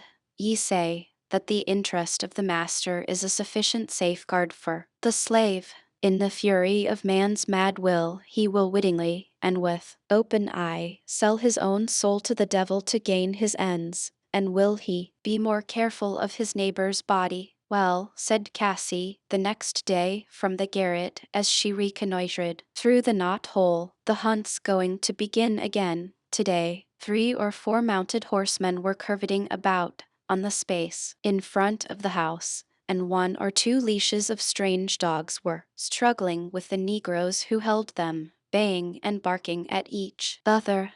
The men are 2 of them overseers of plantations in the vicinity, and others were some of Legree's associates at the tavern bar of a neighboring city, who had come for the interest of the sport. A more hard-favored set, perhaps, could not be imagined. Legree was serving brandy profusely round among them, as also among the negroes, who had been detailed from the various plantations for this service, for it was an object to make every service of this kind among the negroes as much of a holiday as possible. Cassie placed her ear at the knot-hole, and as the morning air blew directly towards the house, she could overhear a good deal of the conversation. A grave sneer overcast the dark, severe gravity of her face as she listened and heard them divide out the ground, discuss the rival merits of the dogs, give orders about firing, and the treatment of each in case of capture. Cassie drew back, and clasping her hands, looked upward, and said, "O great Almighty God, we are all sinners, but what have we done more than all the rest of the world, that we should be treated so?" There was a terrible earnestness in her face and voice as she spoke, If it wasn't for you, child, she said, looking at Emmeline, I'd go out to them, and I'd thank any one of them that would shoot me down. For what use will freedom be to me? Can it give me back my children, or make me what I used to be? Emmeline, in her childlike simplicity, was half afraid of the dark moods of Cassie. She looked perplexed, but made no answer. She only took her hand with a gentle, caressing movement. Don't, said Cassie, trying to draw it away. You'll get me to loving you, and I never mean to love anything again. Poor Cassie, said Emmeline. Don't feel so. If the Lord gives us liberty, perhaps he'll give you back your daughter. At any rate, I'll be like a daughter to you. I know I'll never see my poor old mother again. I shall love you, Cassie, whether you love me or not. The gentle, childlike spirit conquered. Cassie sat down by her, put her arm round her neck, stroked her soft, brown hair, and Emmeline then wondered at the beauty of her magnificent eyes, now soft with tears. Oh, them, said Cassie, I've hungered for my children, and thirsted for them, and my eyes fail with longing for them. Here, here, she said, striking her breast, it's all desolate, all empty. If God would give me back my children, then I could pray. You must trust him, Cassie, said Emmeline. He is our Father. His wrath is upon us, said Cassie. He has turned away in anger. No, Cassie, he will be good to us. Let us hope in him, said Emmeline. I always have had hope. The hunt was long, animated, and thorough, but unsuccessful, and with grave, ironic exultation, Cassie looked down on Legree. As weary and dispirited, he alighted from his horse. Now, Quimbo, said Legree, as he stretched himself down in the sitting room, you just go and walk that Tom up here, right away. The old cuss is at the bottom of this your whole matter, and I'll have it out of his old black hide, or I'll know the reason why. Sambo and Quimbo, both, though hating each other, were joined in one mind by a no less cordial hatred of Tom. Legree had told them, at first, that he had bought him for a general overseer in his absence, and this had begun an ill will on their part, which had increased in their debased and servile natures as they saw him becoming obnoxious to their master's displeasure. Quimbo, therefore, departed with a will to execute his orders. Tom heard the message with a forewarning heart, for he knew all the plan of the fugitives' escape and the place of their present concealment. He knew the deadly character of the man he had to deal with, and his despotic power, but he felt strong in God to meet death rather than betray the helpless. He sat his basket down by the roe, and, looking up, said, Into your hands I commend my spirit. You have redeemed me, O Lord God of truth. And then quietly yielded himself to the rough, brutal grasp with which Quimbo seized him. I, said the giant as he dragged him along, ye'll cotch it now. I'll bound masters back us up high exclamation no sneaking out. Now, tell ye will get it, and no mistake. See how ye'll look now, helpin' masters, niggers to run away. See what ye'll get. The savage words none of them reached that ear. A higher voice there was saying, Fear not them that kill the body, and after that have no more that they can do. Nerve and bone of that poor man's body vibrated to those words as if touched by the finger of God, and he felt the strength of 1,000 souls in one. As he passed along the trees and bushes, the huts of his servitude, the whole scene of his degradation, seemed to whirl by him as the landscape by the rushing ear. His soul throbbed, his home was in sight, and the hour of release seemed at hand. Well, Tom, said Legree, walking up and seizing him grimly by the collar of his coat and speaking through his tests in a paroxysm of determined rage, do you know I've made up my mind to kill you? It's very likely, masser, said Tom, calmly. I have, said Legree, with a grim, terrible calmness, done just that thing, Tom, unless you'll tell me what you know about these here gals. Tom stood silent. D'ye hear? Said Legree, stamping, with a roar like that of an incensed lion. "Speak, I han't got nothing to tell, masser," said Tom, with a slow, firm, deliberate utterance. "Do you dare to tell me, ye old black Christian, ye don't know?" said Legree. Tom was silent. "Speak," thundered Legree, striking him furiously. "Do you know anything?" "I know, masser, but I can't tell anything. I can die!" Legree drew in a long breath, and, suppressing his rage, took Tom by the arm, and, approaching his face almost to his, said, in a terrible voice, "Hark ye, Tom, ye think, 'cause I've let you off before, I don't mean what I say, but this time I've made up my mind and counted the cost. You've always stood it out again me. Now I'll conquer ye, or kill ye!" One or t'other. "I'll count every drop of blood there is in you, and take 'em, one by one, till ye give up." Tom looked up to his master, and answered, "Masser, if you was sick, or in trouble, or dying, and I could save ye, I'd give ye my heart's blood, and if taking every drop of blood in this poor old body would save your precious soul, I'd give 'em freely, as the Lord gave his for me. Oh, masser, don't bring this great sin on your soul. It will hurt you more than 't will me. Do the worst you can, my troubles'll be over soon.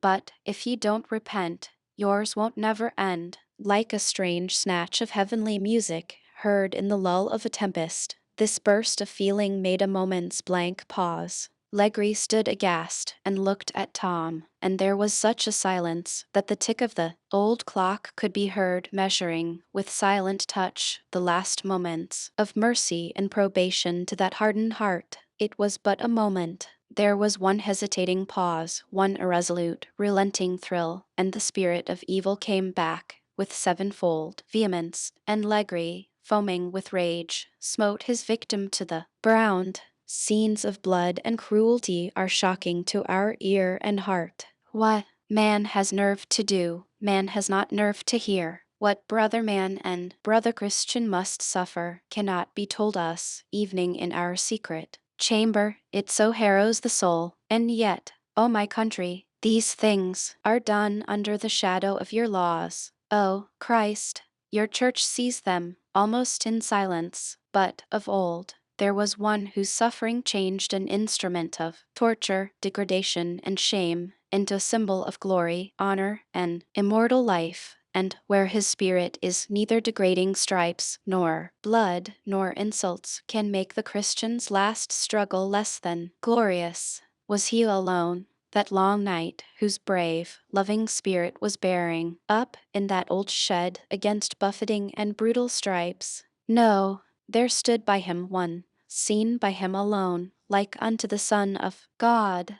The tempter stood by him, too, blinded by furious, despotic will, every moment pressing him to shun that agony by the betrayal of the innocent. But the brave, true heart was firm on the eternal rock. Like his master, he knew that, if he saved others, himself he could not save, nor could utmost extremity wring from him words save of prayers and holy trust. "He's most gone, masser," said Sambo, touched in spite of himself by the patience of his victim. "Pay away till he gives up." "Give it to him, give it to him," shouted Legree. "I'll take every drop of blood he has, unless he confesses." Tom opened his eyes and looked upon his master. "Ye poor miserable critter," he said, "there ain't no more ye can do. I forgive ye with all my soul." And he fainted entirely away. "I believe, my soul, he's done for finally," said Legree, stepping forward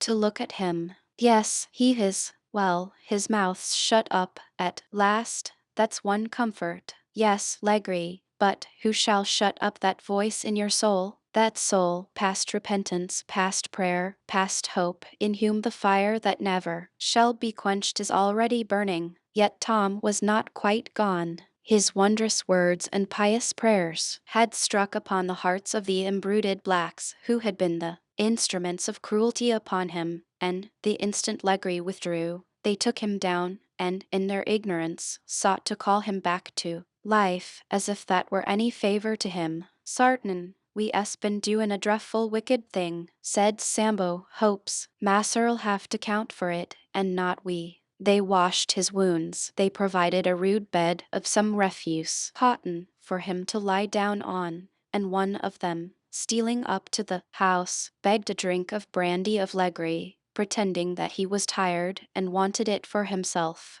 He brought it back and poured it down Tom's throat. Oh, Tom, said Quimbo, we's been awful wicked to ye. I forgive ye, with all my heart, said Tom, faintly. Oh, Tom, do tell us who is Jesus, anyhow, said Sambo. Jesus that's been a standin' by you so, all this night. Who is he? The word roused the fainting spirit. He poured forth a few energetic sentences of that wondrous one, his life, his death, his everlasting presence and power to save. They wept, both the two savage men. Why didn't I never hear this before? Said Sambo. But I do believe. I can't help it. Lord Jesus, have mercy on us. Poor critters, said Tom. I'd be willing to bar all I have if it'll only bring ye to Christ. Oh, Lord,